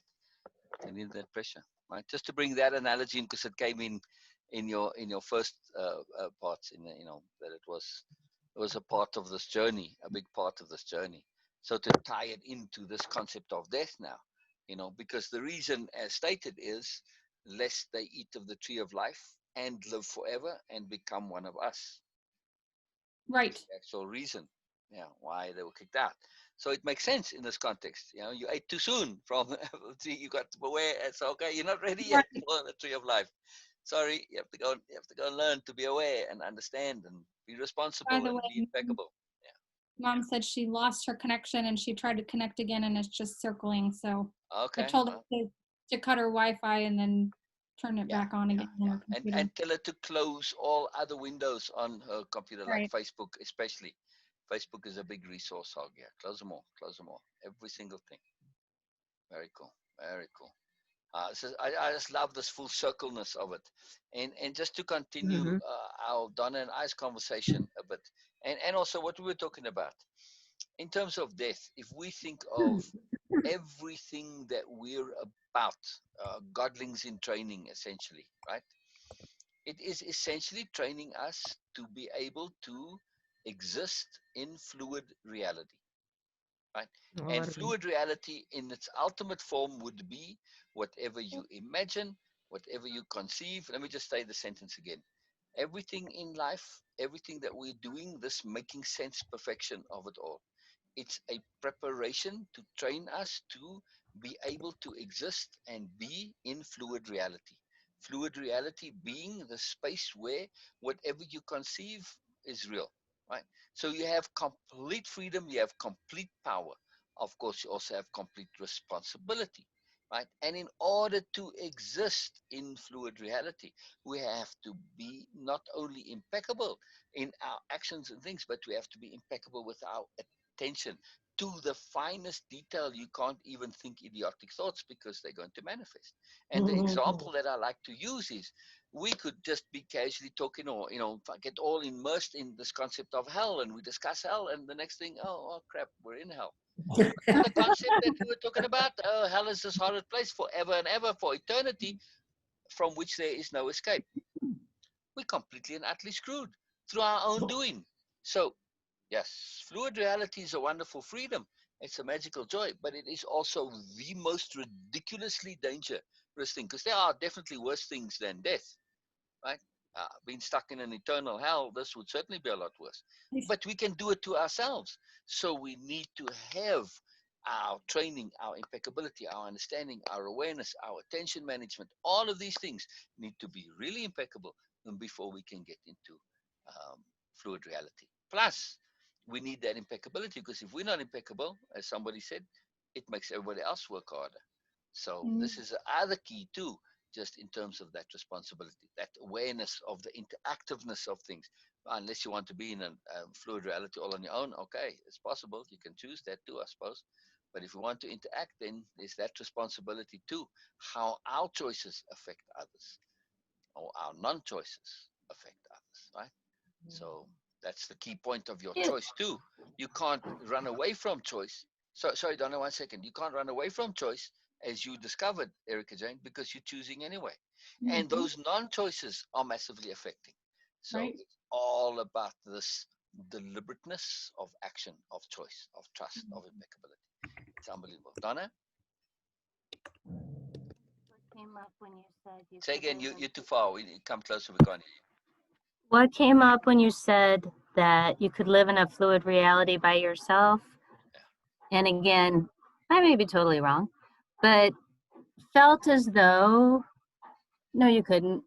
I don't feel like that's a possibility because fluid reality takes a tremendous amount of focus, attention, power, and the unity is what felt like what really creates it. The It's the collaborativeness. union. The Yeah, collaborative. it's the collaborative, it's the sharing, it's the awareness at the ultimate level. I could be wrong. It's just what came But up. that's what it feels to you. Wow, I like that. Yeah, it makes complete sense. It absolutely makes, in many ways, that makes sense. Again, not to go into all of them, but yeah, and that's what we in now, really. So we were saying this too. It's not that fluid reality is some external endpoint. It is actually what we're in now, except we've made it fixed through our collaborative, societal, general ability that we have to manifest a reality. We've just decided to manifest a very fixed, very rigid reality because fluid reality is well scary and people want safety and fluidity. And because they aren't appropriately prepared for fluid reality, and now we have a very solid reality, which of course is very safe, but it's a reality that is essentially being manifested through fears and through limited imagination, limited awareness, lack of impeccability, etc. And this gets us the particular reality F, complete with the superiority paradigm.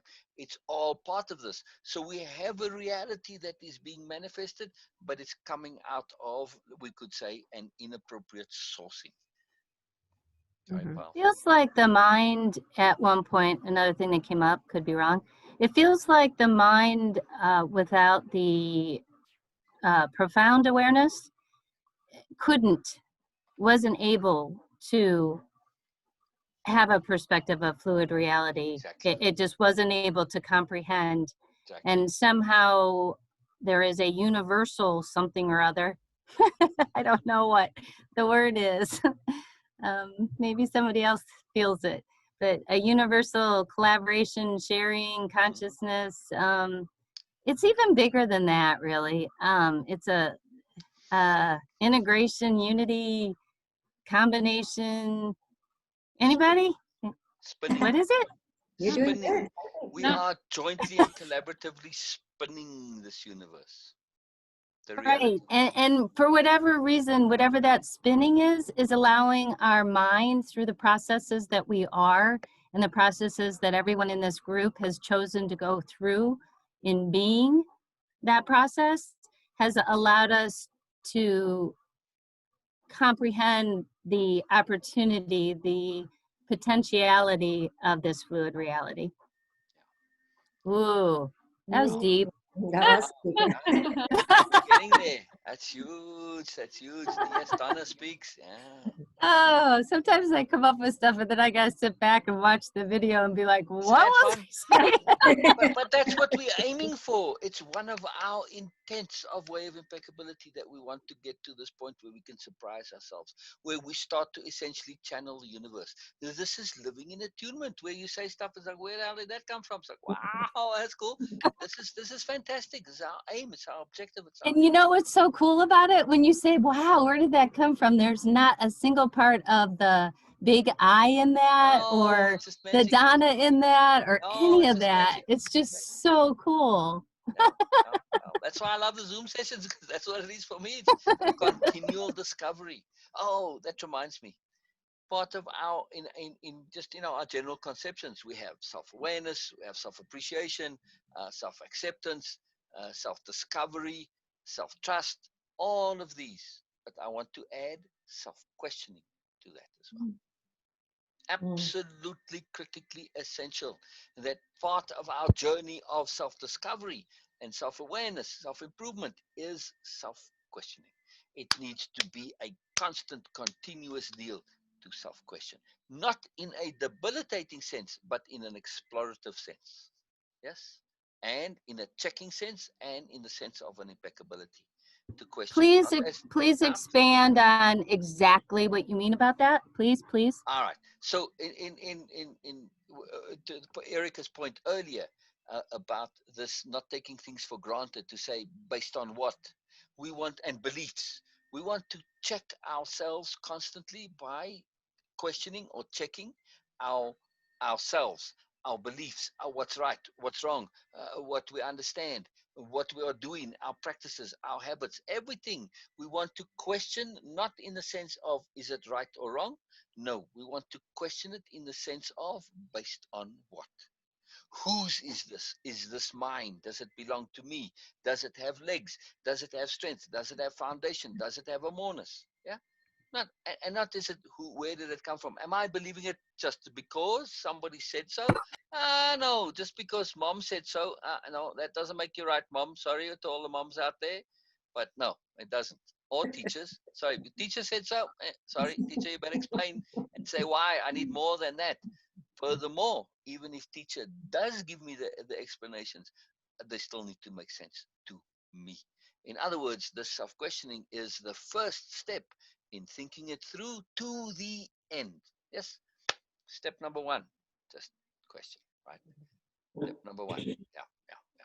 Never mind the 11th commandment or the 12th commandment, it's the first one. Thou shalt question, thou shalt question. Yeah, yeah, yeah. When I grew up, I Dr. don't Jane, I always say, felt like I had to bond with you in our clothing. Yes. there you go, there you go, there you go. Well, I'm tempted to take my shirt off and just keep my vest on now. Well, there you go. It's getting hot in here. Was Yeah, it is, was your body getting hot too? All Wow. this energy, it's all this energy. Well, I just got out of the shower, so I'm not taking my robe off. Sorry. All right. Your excuse. Yeah, yeah, brilliant, brilliant. So I was noticing this, talking since we're on clothing, right? All the weirdness. So Beena, you got to explain this, please. I was telling Donna, I need an Riley. answer to this. COVID, I mean, this whole year, it's really weird. And astrologically, astronomically, it's an anomalous year. It's all the planets are just having this great old party there, and it's going haywire. When one of the, and not just COVID, but there's all sorts of peculiar stuff, and we're going to relate it in a moment to fluid reality. All sorts of peculiar stuff happening. One I've noticed is that my clothing is shrinking. Anybody else on this? Oh, darn those clothes. Dang nabbit. Dang nabbit. Anyway. So, I noticed this today because actually this shirt literally did shrink a lot, you see? So, okay, this one gets a pass. It is the clothing this time.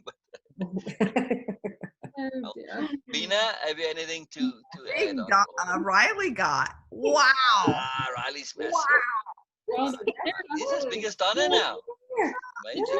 I Hello, tell Riley. ya. Hello, Riley. Hello, Doug. Hello, Riley. And There's Kate, what's Sarah. your Go. name, Right. Kate? Now, watch our Sarah. Oh, she's getting better. Look, Oh, it's she's Sarah. halfway looking Sarah. at. She's actually looking at the screen because of Riley, probably. Because Sarah would always kind of not look at the screen. She's trying to, but she's not trying to look at the screen. She's always right. Come on, Riley, come say hello to Sarah. Yeah, looky there. Aw. She was Riley, actually look. looking at the screen because of Riley, Donna. Look. Hello, Riley. Hello, Doug. Hello, Sarah. Look, Sarah. Hello, Riley. Aw. Yes. Hello, They Riley. look so much alike. But now when let's see, you see those eyes of Riley. There's a different awareness to Riley as a dog. Yes. Yeah. Oh, yeah. It just doesn't have the typical dogness to him. It's really fascinating to me. Very fascinating. Mm, I mhm. can't Very believe cool. how Very exciting. Very Right. exciting. Very exciting. good. Oh, Good dog, Sarah. Good dog, Riley. Yes, Riley saying hello. Very cool. Very cool. yes, that was What a very nice. different, Well, yeah. different being Riley is, but appropriate for Donna. So very cool. Very cool. Very cool. So Beena, cute. please, we keen to hear from you, Beena. Just anything, any perspective, what you're feeling, what you're thinking on all this. This is brilliant. This is brilliant. I just love and I'm enjoying this. So thank you for sharing. And that's all we get. Yes. It's not just my clothing that's shrinking, but it's Beena's words are shrinking. You gotta let it sink in sometimes, you know? Yes, I know. I just like hearing from Beena because it's always magic. So, always It's magic. true. It is true. True. Yeah. Very cool. Very cool. Thank you. Very cool. Amazing. Very cool. And that was it. That was all the points. Yes, I guess. Erica, Erica? you were asking 7. You mentioned 7, yeah? Yep. Mhm. Wow. Wow. Completeness. I like that how they are getting condensed. I was sort of imagining that more may come, and I suspect they will still. But I like this because there's a story to it now. Right. Right. Yeah, yeah. So Sue, in all your contexts, basically, whoever you know that can set Erica up to do a TED talk on these 7 points, please connect them. I'll Oh, work on I'm that. not joking. I'm Yeah, not joking. No, I'm I'm being not so either. I serious. think it sounds great. yeah. Yeah, Why I not? will be a You do well. fabulous TED talk. So However, well. I've got to warn you, Erica Jane. Mm. TED talks are they. I mean, to do them, it's a it's quite a process, and it requires lots and lots of practice. I mean, those TED talks are very natural, but it's scripted, and they rehearse it, and there's Right. a whole process to it, and you go through it. You rehearse it to get it to be natural. It's quite an incredible process. I mean, you never look at And a to be TED only talk and like think that 8 minutes it's long. rehearsed, right?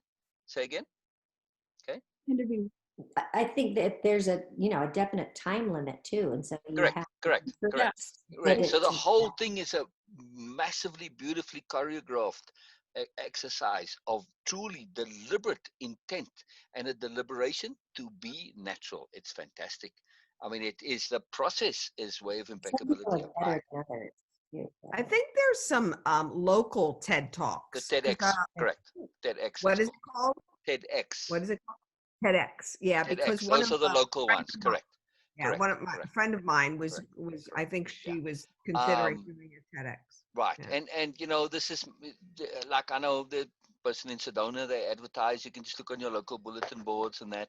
So it's not a big thing to get onto. But not only would I personally love to see it, but to actually do it would be a phenomenal experience. Yeah, yeah, and Mhm. at some The point, next demographic. no, I'm not only Yeah. saying for you. At some point, I feel this is on the cards for all of us, and I will make that effort to do it, even though I have no interest. I will make the effort to do it just for the experience.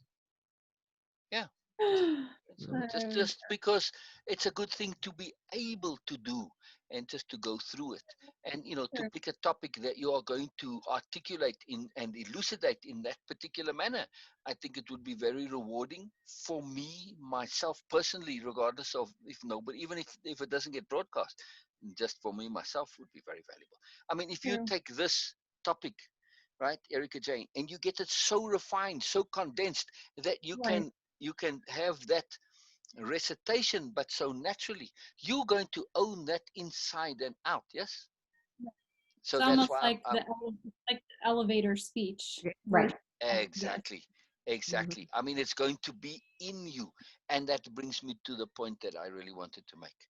The one key point for me that is implied in everything you said, but wasn't once specifically articulated: application. Right? It is the Right. glue of impeccability that runs through all 7 points, right? So if you Mhm. make a mind map, you've got those 7 points. There's a little ribbon that runs through it, up and down and around and twines. And on that ribbon that's looping all around is application, application, application, application, right? Mhm.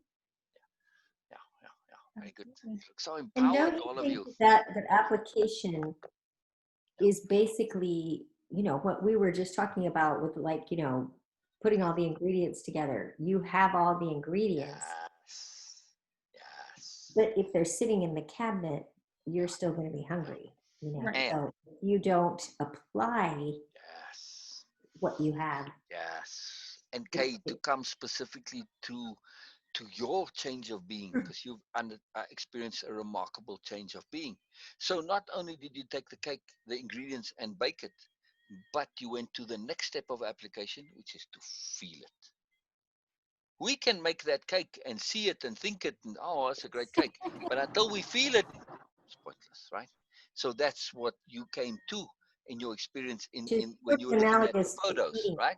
it, Say again, Kay? right? Yeah, to I feel it. said feeling it is kind of analogous to eating whatever it is that you make. I mean, Yes, you can have all the yes, ingredients, you make the yes, cake, but if yes, you don't eat it, you're still hungry. yes. Yes, know, we want to go say, beyond eating the cake even. We want to well, absorb it, ingest it. We want to be that cake and have the cake be us. So yeah, we want to feel that cake. I would like to share something about that, what came up. So in being it and in application, when I first started, I felt as though application had to be in the material and physical realm, and it does not. I right, could be wrong, but Yeah, no, I no, no. don't feel as though it needs to be applied the way we might right. historically Yes, believe. yes, yes. Yeah, And the exploration of a methodology that works the best for you is really important. yes. Like your exercise, Kay, that you went Customize. through with the pictures. Right. I did that as well, as Leon knows. And Age, catch that? I called you Leon. I You did. didn't I even did. catch I it. did. I I saw did. I no just was trying to. response. Right. So what I did Sorry. there was deliberate de-emphasis. Deliberate de-emphasis. I was like, Anyway, Kay, that Yeah. worked for you and it worked for me. And so in the beginning, I felt like a lot of things had to externally be applied, but they don't for me anymore. It's more of an internal application. It's trying out and exploring different methodologies. It's kind of, well, does this one fit? No, that didn't really work. How about this one? And it might fit in yes. that context, but it might not fit in that context. And then as I'm doing it, I've been trying the best I can to really be aware of kind of the value at the end of the context and the scenario so that I can pull on it again, so that I'm open to it doesn't have to be a physical application to be valuable and useful in transformation. I think Yeah. the ultimate applications for me, and that has kind of underscored a lot of the things in my list, is just being. Yes. That's Yes. been Yes. such Can you elaborate, please?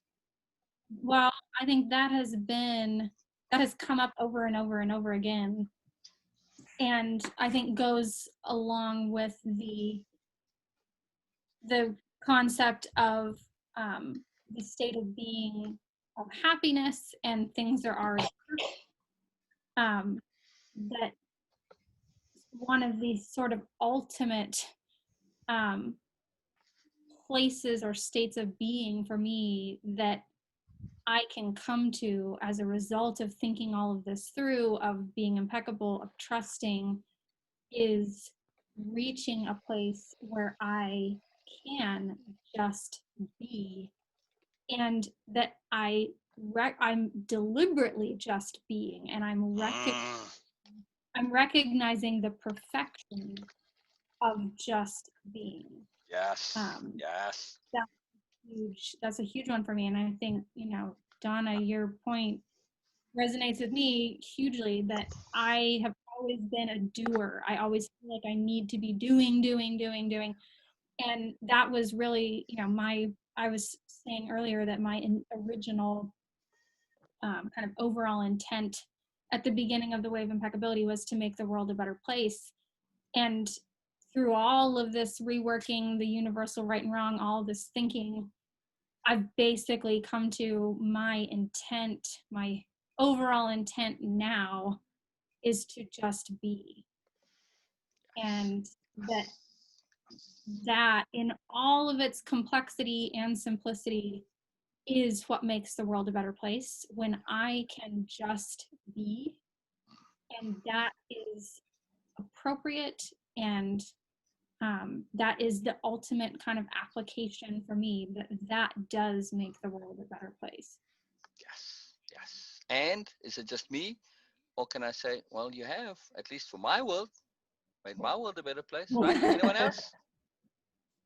Right? Oh, yeah. There you go. Thank you. Thank you. I want to hear those. Oh, yes, don't leave me hanging here. Come on. Back me up. Yes, yes, All right. I wanted to just also say that application, it is exactly what we're doing now. This is application. right? Your list, your sharing of the list. Right. This is application. You are applying it by sharing it, by thinking it through. So there's many different ways to apply. Applying isn't necessarily a physical doing. Absolutely.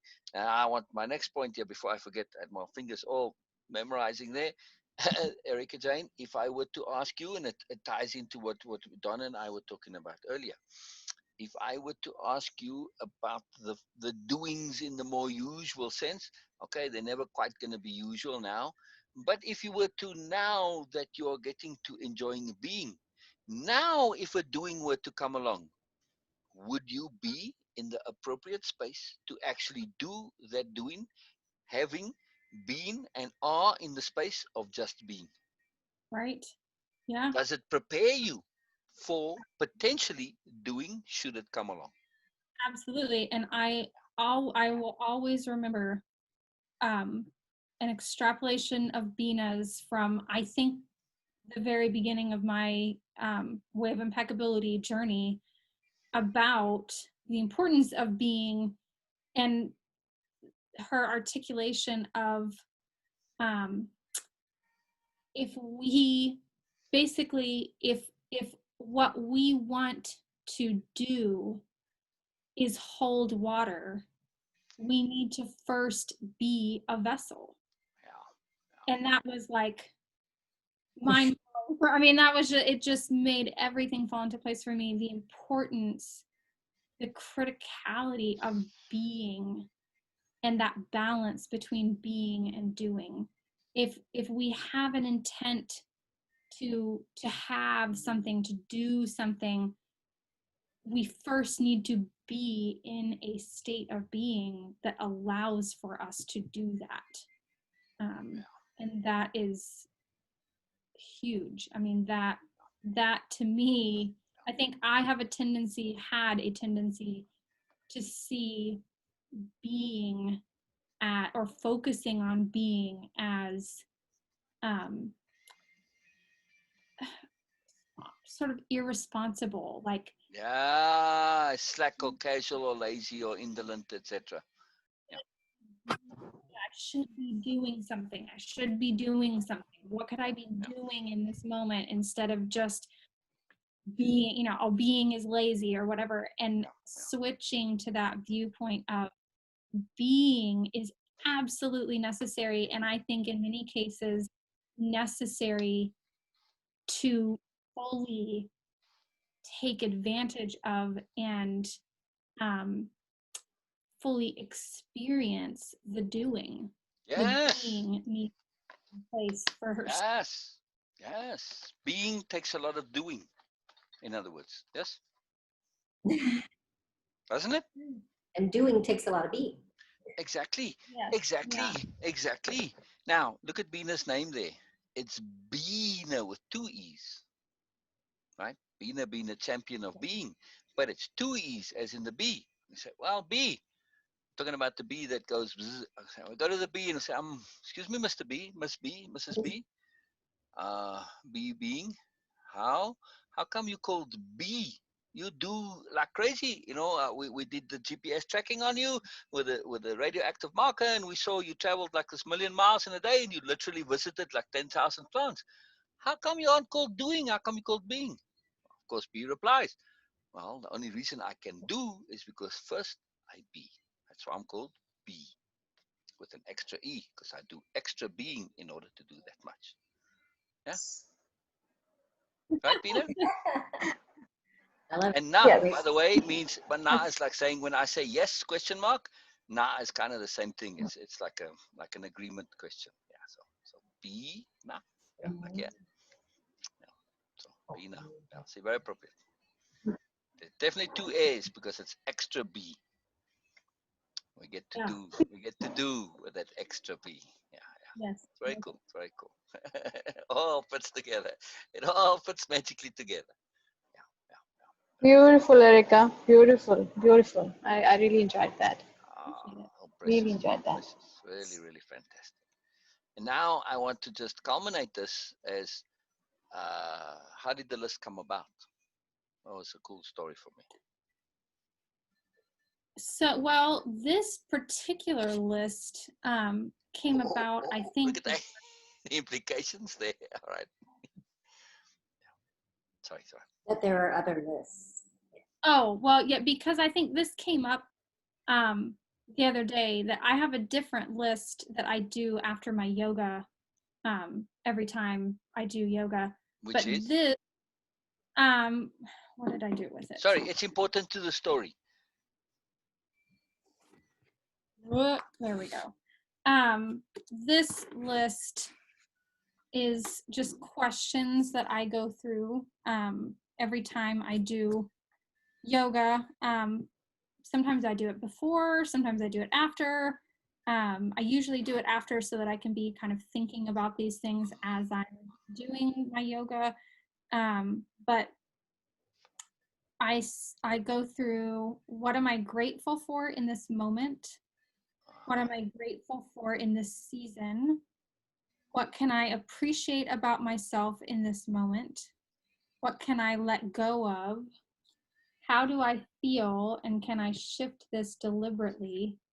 And then what do I need in this moment? What do I And need in this moment?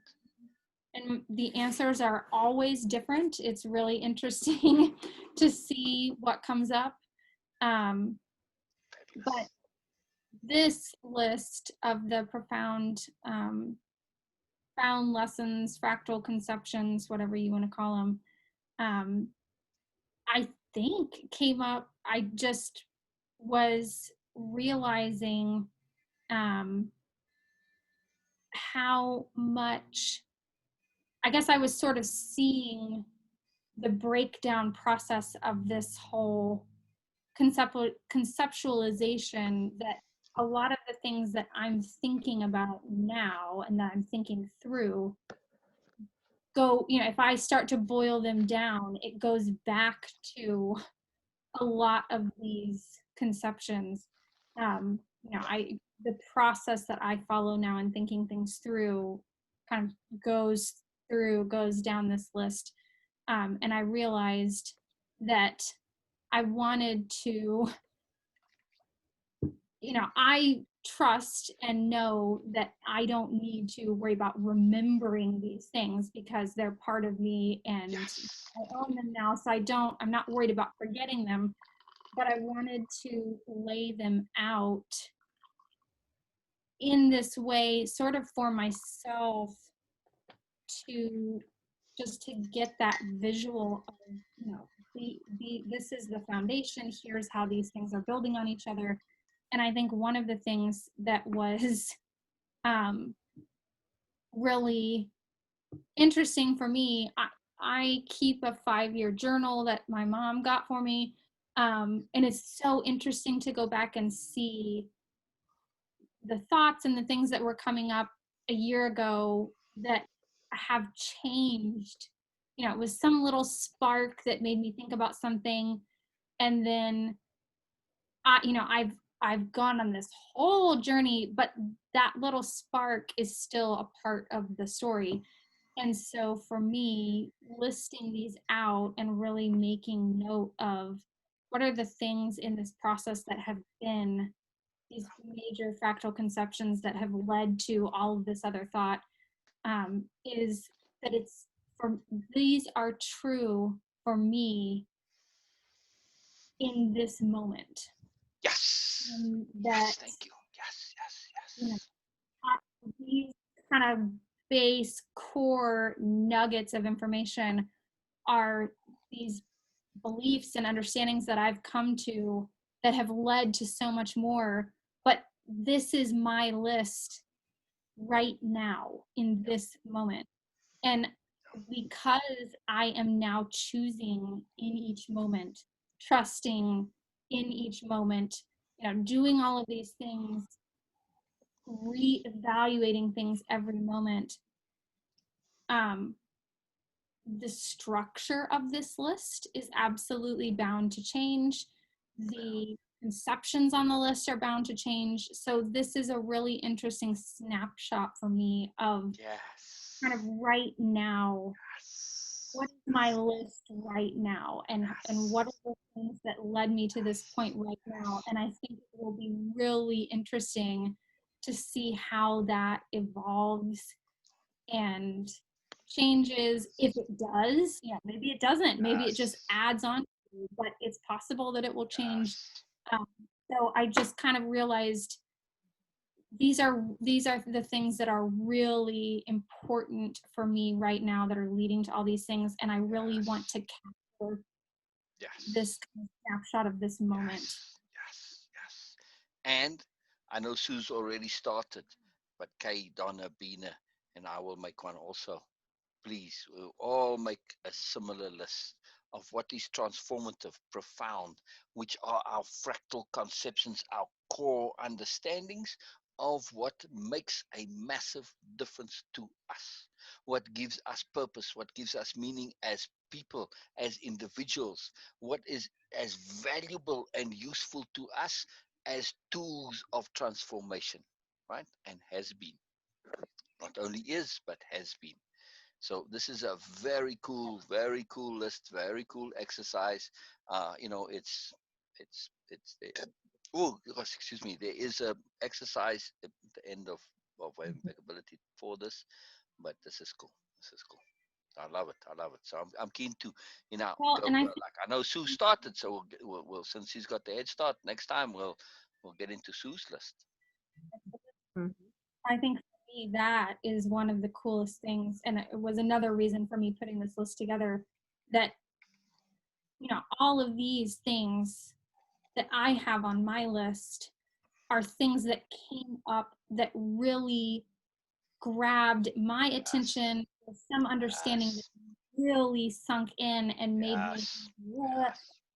But they all come back to the way of impeccability, but that's what I think is so fascinating about way of impeccability, is that every person, we've all gone through the same program, but every person's list is going to look completely different, because the things that jump out at us, or the way that we conceptualize something and make sense of it, is going to be different than what everyone else does. And I think sharing these and going, okay, we all heard this same core concept, but what did it mean to you, or what jumped out at you specifically, is so valuable for me, because what other people took away from something might be totally different than what I did. And hearing someone else's takeaway leverages me to go, oh wow. Yes, exactly. That's why I want to do it with all of us. Yes. In other words, it's what grabbed your soul by the innards and gave it a tweak and a twist, and shook your soul and said, whoa, bloody hell, ow, dang it. And it really made you think, and it transformed you. So it's what really grabbed you, not what is intellectual. Okay, you could say impeccability, but sometimes impeccability doesn't grab someone, or awareness. Look, awareness didn't particularly grab you, Erica, but choice did. The same thing. But that's the key. It's what grabbed you, what leveraged you, what made you think, what transformed you, what really shifted you into a high gear. That's what's on this list. What really grabbed your soul by the innards and gave it a shake. Yeah. Right. Very cool. What set your soul on fire, as what they sets say. your soul on fire? There you go. Exactly. Not hearts on fire, but souls on fire. Yes, that's what we want. Yes. Magical fire. Really looking everyone. Yeah. Cool. Very cool. Very cool. It's I was just going through my list, and I person. was thinking, bloody well, write this down quickly. I don't want it to go, but it's okay. I've actually got the list written out. It's just in a very long story form. But yeah. I mean, it's the dictionary of power. Yeah. So this is like your superpower dictionary of superpowers, of super empowerment. In other words. Yeah. Yes.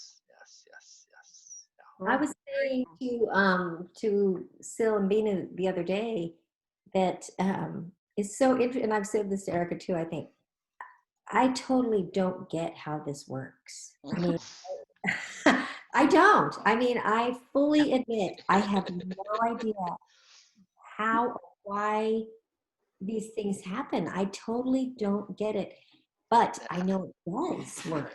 Yes, All yes, these things have happened, changes have happened, amazing things that I have been trying to make happen for years, looking here, looking there, trying to find this, whatever.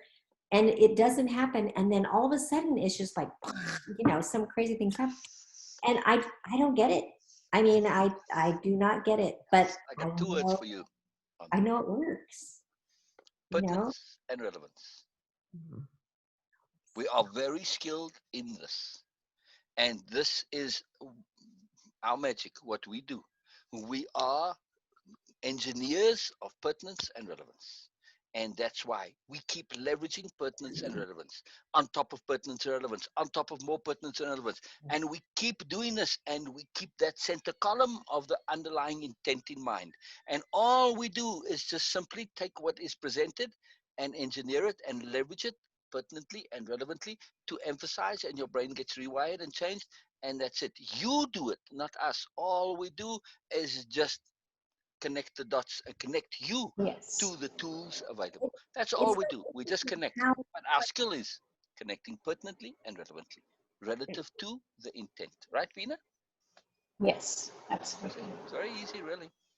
And we were talking about application, not necessarily having to be a Physical, doing right, or right. whatever. I feel like that has happened to me a number of times so far. And I don't know how to totally explain it, except it's almost like a chemical reaction that Mhm. happens inside of my It is. being. I don't know. It And is. well, yeah, and Absolutely is. Yeah. I'm not really necessarily doing something or whatever, but I can kind of now I can almost feel it coming. I can Yeah. feel this Yeah. reaction, starting to happen, and then all of a sudden, boom, there it is. And I don't know. I mean, to me, it is Yeah. really I mean, being is just doing with the extra little bump in it. Yeah. right. Right. Oh, it is doing, but it's Right. Right. So you just add that little yeah. extra bump in, and the D becomes the B. There you go. So. There you go. It'll There take a you little detour instead of going there directly. A little detour, and then it gets to be being. Yeah? So doing and being are really intimately connected. In order to truly do, we have to be. Yeah, and being is a doing. So yeah, it's all connected. Yeah, oh, it's very cool. go. Okay, Anyway, I'm on your question powerful. of So. how we do this, I don't know how much is involved. If it's a real earnest, like you really want to know, not just the idle curiosity. I mean, okay, it's interesting. You don't know how to do, but if you truly want to do, no, then when we've gone all the way through wave impeccability, we'll have you come on in the role as a facilitator, and you will quickly see how it works. Once you shift and you come at it from the other side, it's all going to suddenly make sense. You'll see. So if you really want to know, you're more than welcome. That's, Yeah, it's very, very, very, very awesome. And It's nothing to be. Yeah. say again, Sue. Yeah, it's nothing to be overthought. I know that's one. I that's said true. you don't need to overthink it, because that's one of the things that really popped out for me, even being a therapist for, doing this work for 20 years. I felt like I had to think and be prepared and process and do all this stuff for people, when all you do really is you sit back and listen and hear what is pertinent and relevant for them. That's what customizes the program, and it makes for an incredible what's the word what they get out of it, incredible value for them, because it's them. It's not you trying to fit them into this space. Yes. It's the Yes. other way around. It's the other way around. And Right. when you take out all that thinking, I mean, all my techniques, all my this and that, a lot of them are freaking pretty much thrown out the window. They are. And that's the beauty of it, because in the beginning I said, oh my God, how am I supposed to shift this into what I do and change this? And all of a sudden it clicked. I think the helping and hearing in the Morness really made that come to light for me. And again, you'll see that if you come on and just listen to other people's sessions and just be a listener Mhm. and not speaking, you'll hear the patterns, you'll hear the questions. It's fascinating. It's fascinating. We'll definitely do that. And Yeah. I have an Erica Jane likewise, like with Kay. That of course applies to you as well. But I have over time, very gently, very subtly, been doing this with you. You probably noticed, but so, Mhm. and it has made a difference. And look at the magic of Donna here.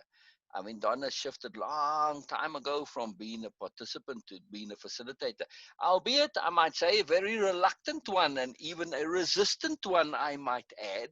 Bloody hell! But anyway, just by the by. About but no, but what are you anyway, talking but we here? got there. We got there. And, Donna as a facilitator is just magical. And it is the consequence for you has really been something. Not that you are doing it deliberately, even just in the magical way that you do it.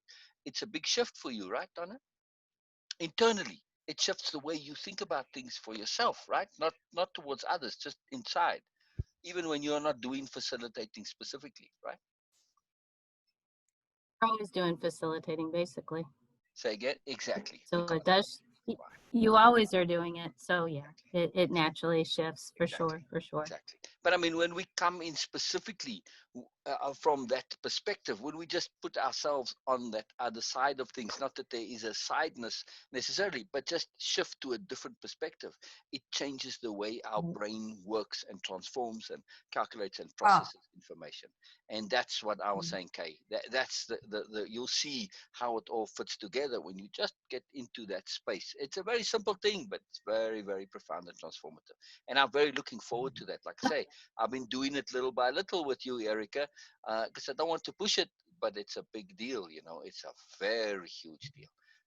You'll see, you'll see. And And that's again, we're going to do as part of Mona's project, we are going to make courses, maybe one together and separately, individually, based on what is of your particular interest. But one of the projects in Monas is to make a course, and we do this jointly. So I'm saying, like, like I say, we can all together make one, and then each of us can individually do a course also, as much or little as you want to do. But it's a massively big deal. I mean, Donna's already in course speak where she's talking courses now. Like this whole morning, I had 4 hours where I was listening to Donna give me a whole course there. So, you know, put me to sleep, but that's okay. Oh. It did. He was even yawning and everything. I had to call him out on it. Jeez, am I boring you or what? But Donna says, "Am I boring you?" So I said, "Yes." Donna says, "Okay, I'm gonna continue to bore you." It's like the perfect far side conversation. Am I boring you? Yes. I'm not gonna continue boring you. Didn't matter one word, one word. I just didn't sleep enough, so I was like a little snoozy. Yeah.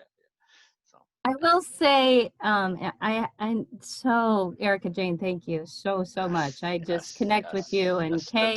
The I'm so profoundly happy that I'm getting to know you better, and Beena, if she's gone, and Sue, love you. Erica Jane is making space. She's making space. I feel it. There's space being made. Erica Jane, you're making space. And that facilitator role is just going to roll on in, and you're not even going to know it. Yes. Yeah, just don't be like me. Don't resist it, because then it just takes a long time, because inevitably it happens. So it's just easier to go with the flow. Don't be stubborn like me. That's the only thing I'm going to share. I feel Erica Jane is making space for the world to adapt to her, not the other way around. There you go. Yeah, I really mean it. That's a big statement, but I really feel that. Some of us. And we have to realize what is pertinent and relevant in that space making, because there's so many different kinds of space to make for another person. And that's where that listening and volunteering come into play. Exactly. What does that person need? What do they need? Do they need I'm so looking forward to doing the hearing and helping program, and I'm looking to time it somewhat so that when we do start on this, Donna, we're gonna do, and Erica and Kay. Hopefully, Kay will be done with wave impeccability at that time, and even if there's a bit of a gap, and Donna will be finished with PSP, same with Erica, that we can do this all together.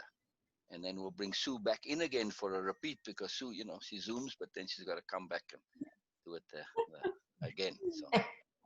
So we'll do it all together, and I think this would be very magical to do it in as an entire group. Yes, we'll still continue the individual, but also to have it as a group, and we can then specifically make a deliberate effort to do this on Fridays again, to have as part of the hearing and helping. We keep our regular schedules, but we say, okay, Fridays this time we got this extra 2 hours where we come together and we do it together. I think this would be very, and doesn't matter, we don't have to be on the same page with it. We can move at our own particular paces. Makes no difference. Doesn't matter. Yeah. You can't hear me anymore, or anyone, Sue? Oh, I can hear. Yeah, I can. No, Sue says she can't hear us for whatever reason. Sorry. Okay. So when Sue's audio comes on, we must all mouth words. Oh. Right? All of us, when it comes on, because her husband does it all the time.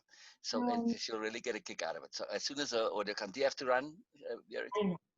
I do. I was going to say, I hate to leave. Is Joe not coming today? Is not, and I forgot to say that at the beginning of the call. That's right. Just discovered last night that he got some things moved onto his schedule that we're going to make it where he couldn't come. So he said to apologize that he didn't. He was sorry that it went up until the last minute and he didn't. Not a problem. Tell Joe I absolutely trust his impeccability, and I know if it can, he will, and if it can't, something has happened and it's last minute. So it's truly not a problem. I make allowance for this in the Friday. To me, it's a bonus if Joe can be here, and if he can't, I understand. So truly tell him not to worry. It's okay. It's okay. It's really not a problem. I have to go to Sarah. So everybody has to go. It's all because of you, Sue. It's all your fault. I appreciate you all, and I saw Donna already dropped, but I appreciate Donna too being here and sharing your takeaways of my takeaways. I really appreciate. Oh, it was fabulous. It was fabulous. Yes. Thank you, Erica. Thank you. Just, what a joy! What a joy! What a joy! And this is the magic of why I was so keen to do this, because of that point of sharing. Now we are getting to enjoy the magic of sharing. I mean, when Biala goes into sharing, it's like she has a reverence when it comes to sharing, as do I. It's on my list, absolutely. It may even be the culmination point. It isn't actually, but it's close. Yeah, sharing is something special. I mean, your sharing today was just an exquisite gift of magic, and then everybody else says, bye-bye, Kay, bye-bye. I am glad to hear that our intent is having effect. All right. They're all hard exiting on me.